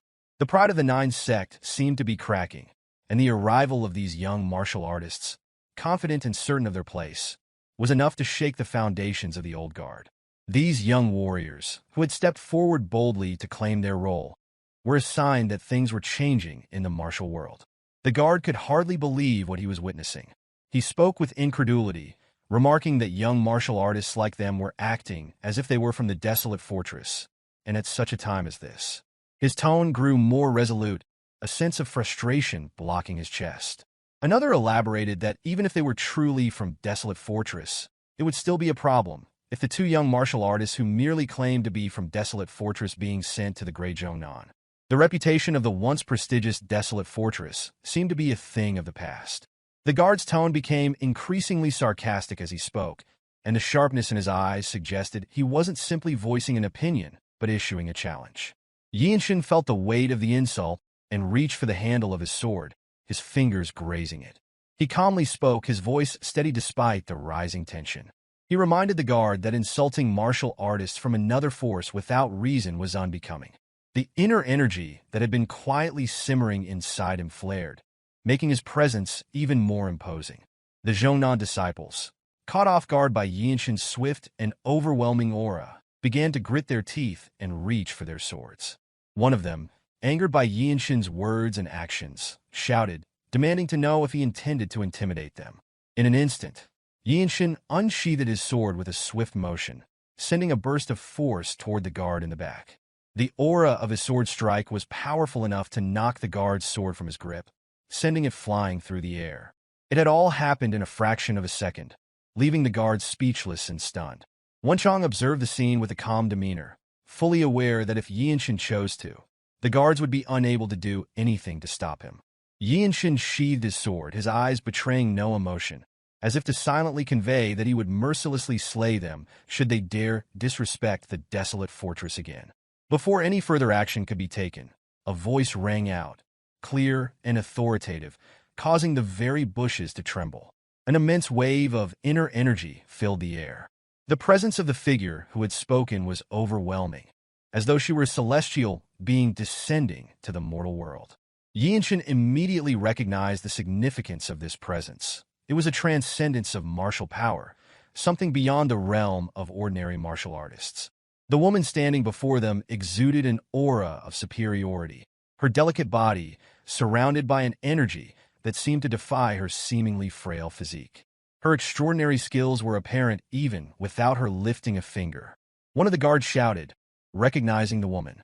Yeonshin assessed her quietly, noting that she seemed to possess the same level of power as a blue-robed warrior from Desolate Fortress. The woman's commanding voice filled the air once more, cutting through the tension. She chastised the guards, calling their actions unbefitting of Jeong Clan disciples, and suggested they return and discuss the matter further. The guards, ashamed, immediately apologized, their faces reddened with embarrassment. They muttered that they were deeply ashamed to face such a senior, their spirits clearly deflated. With a slight pause, the woman spoke again, this time directing her words to Yeonshin and Wonchong. She expressed her shame at the way the Jeong Clan disciples had behaved in front of the honored guests from Desolate Fortress. Wonchong appeared completely overwhelmed by the woman's presence, though it was unclear whether he was more taken aback by her beauty or the sheer magnitude of her power. Yeonshin, ever composed, introduced himself first. He calmly stated that he was Yeonshin of the Radiant Demon Squad, and that his companion, Wonchong, was also a member of the same squad. The woman, her soft voice carrying an unspoken weight, revealed her own identity. She was Weiji Myohwa of the Jeong Clan Sect. Wonchong immediately recognized the name. Feeling a sense of awe, Wonchang's exclamation confirmed the significance of her identity. Weiji Myohwa, the Cloud Sword Dragon of Jeong Clan Sect. Her name carried immense prestige, a warrior title associated with the strength and ferocity of a dragon. Despite her transcendent beauty, Yeonshin found his interest piqued not by her appearance, but by the strength she clearly possessed. She was a force to be reckoned with, and that was what mattered most to him. On top of that, she bared to the position of an elder at a young age of 20. Cloud Sword Dragon Weiji Myohwa had become the subject of widespread rumors as a genius who had descended due to heaven's mistake. At the other hand, Manhwa's Hyea, who was 16 like Yeonshin this year, was said to have the greatest potential on Manhwa Sect, if subjected to 5 years of rigorous, secluded training to reach her level. Born and raised on Jeongnan Mountain, Myohwa had attained the status of a great master at a remarkably young age, while Yeonshin, at least 4 years her junior, never bothered to compare himself due to his frail constitution, a habit he had long cultivated. Wonchong approached Myohwa and conveyed that it was an honor to meet the revered Weiji Myohwa, known as the Cloud Sword Dragon. Yeonshin acknowledged that their arrival at the Jeongnan main mountain might have been presumptuous and expressed his shame in the presence of the great hero Myohwa. Yeonshin, although younger, joined in the respectful address without diminishing her achievements by referring to her as great hero, not as a female hero. Myohwa's gaze softened as she recalled that, despite young Master Yeonshin having unsheathed his sword first, it was her fellow disciple who had taken the initiative. She explained that everything had transpired swiftly, and on behalf of Jeongnan, she offered her apologies. Her gentle expression toward Yeonshin, her beauty and her natural representation of the Jeongnan sect made even Wonchang's awkward and self-conscious remarks seem understandable. Realizing that the honored guests had been waiting too long, Myohwa announced that she would guide them to the main sect, where their purpose could be discussed further. In response, Yeonshin expressed his gratitude in a manner befitting. At the same time, someone descending the mountain and called out to Yeonshin, and as he lifted his gaze, he recognized a familiar face, his second brother, Jeong Clan, who stood with a stunned expression. After traversing several rugged mountain peaks, Myohwa emerged from the martial training ground accompanied by an elderly man and a young girl. The girl's eyes widened with joy at the sight of Yeonshin, and she ran to him, calling out to her uncle with the fervor of someone who had longed for his presence after losing her parent overnight. Yeonshin enveloped her in an embrace, and she clung to him as if her heart were mending. With genuine concern, Yeonshin inquired about her well-being, and the girl, known as Hyea, nodded amid emerging tears. As Yeonshin reunited with the tearful Hyea, Wonchong could only sniffle at the touching scene. After savoring the heartfelt moment, Yeonshin turned his attention to the elderly man, whose peculiar gaze held his interest. Yeonshin released his embrace on Hyea, despite her apparent reluctance. Myohwa then explained that the sect leader and the Grand Elders had departed to duel with the Tyrant Sword sect leader, and because the visitors hailed from the Desolate fortress, she had brought the highest-ranking elder from the Jeongnan sect who was still present. In response, Yeonshin and Wonchong exchanged respectful greetings with the old man. With his hand behind his back, the elder slowly introduced himself as Zhang Yol, the Jeongnan sword immortal. Wonchong could hardly contain his astonishment and almost cried out in reverence, declaring his respect for the sword immortal. Yeonshin, maintaining a calm demeanor as he clasped his hands in return, recalled having observed the Desolate fortress lord from afar. Though he revered the elder's reputation, he was not overwhelmed as Wonchong had been. In his mind, Yeonshin discerned well that Elder Yol might be even more formidable than his own grandfather, Yeonjiak. Staring intently at Yeonshin, Yol suddenly inquired about his age. Upon hearing that Yeonshin was 16, Hyea, who had been inconsolable at the sight of her uncle, brightened with a radiant smile. Without delay, Yol suggested showing them something, and despite Yeonshin's internal bewilderment, the Jeongnan sword immortal led them to a secluded side of the mountain, a place that had long occupied his thoughts. On the rough surface of a cliff veiled in a faint mist, various lines had been etched. Yeonshin casually examined the patterns as Myohwa called out to the elder, questioning his remarks made in the presence of an outsider. With an expression that blended incomprehension and determination, she declared that the restoration of the lost Nine-Yang unified technique was the sole ambition of their sect. Yol clarified that the Swordsmaster, though invited to Jeongnan by the previous patriarch and having inscribed his martial arts onto the mountain in his later years, was not a bona fide practitioner of the sect's true mountain technique. Myohwa attempted to argue, while Hyea's innocent expression shifted uncertainly between them, puzzled by the unfolding events.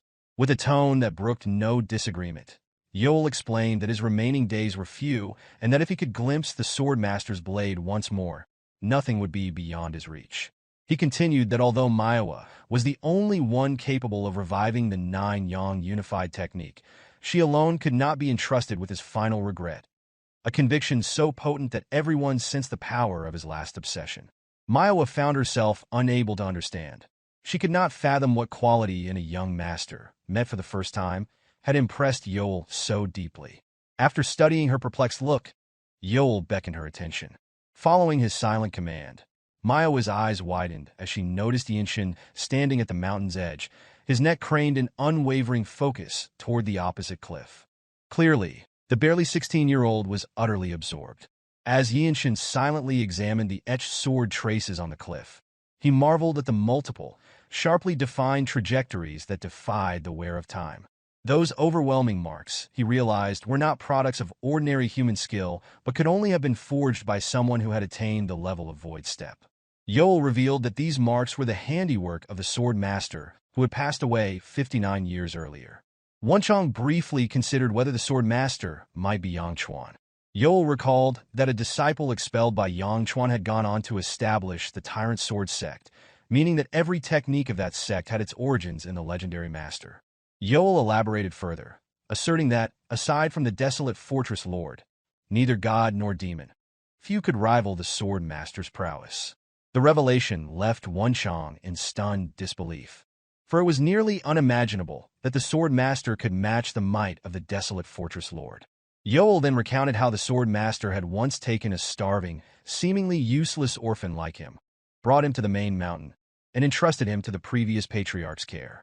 When Wonchong inquired why he had not learned the Swordmaster's technique, Yeol explained that fate had not allowed it, and that he himself lacked the necessary talent. Many of the Sect swordsmen had tried, yet the path of the sword was not one navigated by broad knowledge or sheer martial prowess. The assembled masters had agreed that only a sudden flash of inspiration could ever trace the true path of the Swordmaster. As Wonchong concentrated on the sword path, he furrowed his brow at a phrase boldly inscribed in one stroke within the mist on the cliff. "The worthy one shall obtain it." Yeol affirmed that this was a matter solely of innate talent. The entire hope of the sect for deciphering this technique rested on Myohwa. Even if she did not outwardly display its burden, its weight was unmistakable. Myohwa, renowned as the unprecedented genius of the Jeong sect, wore a look of deep perplexity. Even she could not fully grasp the significance of the situation, which transcended personal capability. Before long, the luminous aura that had encircled Yeonshin's head faded, leaving him simply grateful for another opportunity to grow stronger and inspired to create his own sword technique. After a long, steady exhalation, Yeonshin emerged from his concentration on the sword trace. Then, in a manner reminiscent of a grandfather calling his grandson, Yeol called Yeonshin. When Yeonshin turned to meet his gaze, the Jeong sword immortal, unspoken curiosity, inquired what it was that the young man had seen. Yeonshin did not give out a response as an arc formed on his lips. Instead, Yeonshin slowly drew his Desolate sword. Meanwhile, Myohwa could scarcely believe that a youth barely 16 years old could truly decipher such an intricate technique. The white blade of the Desolate fortress shone brilliantly under the sunlight, and as Yeonshin performed the young dynamic technique, a faint blue light ignited in his eyes, attesting to the profound understanding he had attained. Myohwa watched in anticipation, while Wonchong wore a foolish grin on his face. Completely immersed in the moment, Yeonshin was ready to unleash the techniques he had learned from observing the mark on the cliff. Even the sword immortal appeared surprised to see the young one take his stance. Then, the bell rang out, its usual clarity replaced by an urgent tone. Yeonshin immediately halted his demonstration. The group turned toward the distance where the entrance gate stood. A guard, shouting from afar, announced the arrival of the Tyrant Sword Sect. Myohwa sighed under her breath, as if anticipating the event. Wonchong exclaimed in shock, wondering if Tyrant Sword Sect had truly invaded. Yeonshin remained silent, prepared to face whatever might come. The Jeong sword immortal instructed the guests to stay in this place. On the other hand, Yeonshin understood that this was a war between the Jeong sect and Tyrant Sword Sect, and that there was no place for him to involve himself. Yeonshin's sole purpose for being there was to observe and protect his niece. Myohwa turned briefly, calling out to Yeong-san, asking him to look after Hyea. Yeong-san responded affirmatively, with Hyea by his side, both watching as the others prepared for battle. With incredible speed, they disappeared using a remarkable movement technique. The Jeong sword immortal vanished in an instant. Yeonshin turned to Yeong-san, asking if this was the kind of fight that happened often. Yeong-san explained that they never knew when or where an attack might come. Even the strongest fighters have been caught off guard and struck. Just like now. Yeonshin thought about the situation, realizing that the Jeong sect was in a precarious position. For the Jeong sword immortal, one of the top masters of the 9 great sects, to be forced to remain behind to defend the main sect spoke volumes of the gravity of their situation. Wonchong muttered, commenting on how unfortunate the turn of events was. Yeonshin, still reflecting on the situation, wondered aloud whether this wasn't when the Desolate Master should step in. Wonchong explained that, even so, Desolate Fortress couldn't interfere. A martial artist from a 9 great sects would never act without pride. Wonchong then reminded Yeonshin that they had just witnessed something similar. If Myohwa, the Cloud Sword Dragon, had not intervened, a major incident would have occurred. Yeonshin remarked that the Jeong sect didn't seem in a position to act freely. Suddenly, a voice broke through the conversation, surprising the 2 warriors from Desolate Fortress. An unfamiliar man told them not to speak carelessly about their sect. Yeonshin, already sensing their presence faintly, finally saw 5 hidden martial artists perched on a boulder nearby. They seemed either to be guarding Hyea, who had caught the attention of the Jeong sword immortal, or for some other reason. The energy they emitted was distinct, clearly not from any evil sect like the Tyrant Sword sect. Yeonshin replied slowly, saying that he didn't think his words had been disrespectful. One of the men retorted, pointing out that words could be perceived differently depending on the listener. He also asked if Yeonshin was unaware that Desolate Fortress could never be considered a guest of honor in Murim. Yeonshin then realized that Desolate Fortress had many enemies, both from orthodox and unorthodox sects. Wonchong, though seemingly more focused on arguing, chimed in to emphasize that the strongest fighters from Jeongnan were already down the mountain fighting, asking whether they have a choice. His mocking tone, though evident, conveyed an undeniable truth. He added that it seemed like the Jeongnan sect could use all the help they could get. One of the men from Jeongnan shouted angrily at the comment, his veins bulging and his anger simmering. But their anger quickly dissipated when they noticed the energy shift around them. Yeonshin and Wonchong turned their attention to the approaching figures. 5 martial artists from the Tyrant Sword sect appeared, their energy more overwhelming from that of the 5 Jeongnan sect fighters. Yeonshin, who had passed several pavilions to get here, now faced the unexpected appearance of Tyrant Sword sect martial artists. The leader of the Tyrant Sword sect infiltration squad ordered coldly that they kill the child first, since she was continuing the Sword Immortal's legacy. Despite her fear, Hyea clung to Young-san as the threat loomed. One of the Jeongnan martial artists shouted in fury as the 5 Tyrant Sword sect fighters charged, unsheathing their swords. The force of the collision whipped through the air, a violent wind sweeping across the area. Despite being outnumbered, the battle was evenly matched. The martial artist who appeared the strongest walked through the chaos with an airy calm, while the Jeongnan sect fighters seemed overwhelmed just trying to block the other 4. He eyed Yeonshin, who had shielded Hyea behind him, and smiled. He mocked the Desolate Fortress youngsters, asking why they had come to this place, suggesting it was to restore balance since their sect was dominant. Yeonshin's thoughts shifted to the situation at hand, realizing that these intruders had used the chaos to slip in and target Hyea. He turned to Wonchong, asking for his assistance. Wonchong reassured him, telling him not to worry about his back. Aside from Yeonshin's calm demeanor, the only ones who seemed unbothered were the Tyrant Sword sect martial artists and Wonchong, who appeared strangely pleased. Yeonshin did not respond to the enemy's mutterings, but at that moment, the Tyrant Sword sect martial artists let out a small laugh. Yet Yeonshin had already set his mind. A heavy energy rose from his legs, and the true energy of the Jung dynamic technique rushed through his entire body. His step, filled with unmatched strength, struck with a force no one there could match. In an instant, Yeonshin's pure, white, desolate sword collided with the enemy's blade, sending a wild wind sweeping through the area. For a moment, all other battles paused. The leader of the Tyrant Sword sect squad, who had barely blocked Yeonshin's strike, took a step back. 2 of the other martial artists, who had been engaged in battle with the Jeongnan sect disciples, leaped to the side. Yeonshin did not stop. He continued his relentless assault with his sword technique, just as Wonchang's momentum carried him from the side to meet the 2 enemies who broke free to charge. The energy that surged from Wonchang was extraordinary, completely different from his usual demeanor. In this life-and-death moment, he gripped his sword in reverse and swung it in a wide arc. The unique stance of the Radiant Demon technique deflected his enemy's sword and struck just below the breastbone.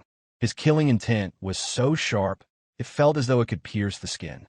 With 1 enemy down, Wonchang stood his ground against the remaining foe, casting a quick glance toward Yeonshin's battle. The leader of the Tyrant Sword sect squad was clearly overwhelmed by Yeonshin's relentless barrage of attacks. Yeonshin pressed on, pouring all his forbidden martial techniques into his strikes. The Radiant Demon's swift sword technique gave the enemy no room to breathe. Though each time, the enemy managed to defend, an opening finally appeared. As he struck, he cursed Yeonshin, wishing for his death. The enemy's blow came dangerously close, but Yeonshin dodged it with a Radiant Winged step, instantly appearing behind him. In a final move, Yeonshin drove his sword into the enemy's heart. The initiative was stolen from the enemy, leaving him with no chance to recover. Yeonshin's sword technique was executed in 1 swift motion, freezing time for a brief moment. All fighting stopped as onlookers watched in shock and admiration. The only sound was the wind brushing the peak of the mountain, while the leader of the enemy squad cursed his fate. He could hardly believe he had lost to a mere brat from Desolate Fortress. Meanwhile, Yeonshin gazed at him coldly, his eyes devoid of empathy as he shook the blood from his blade.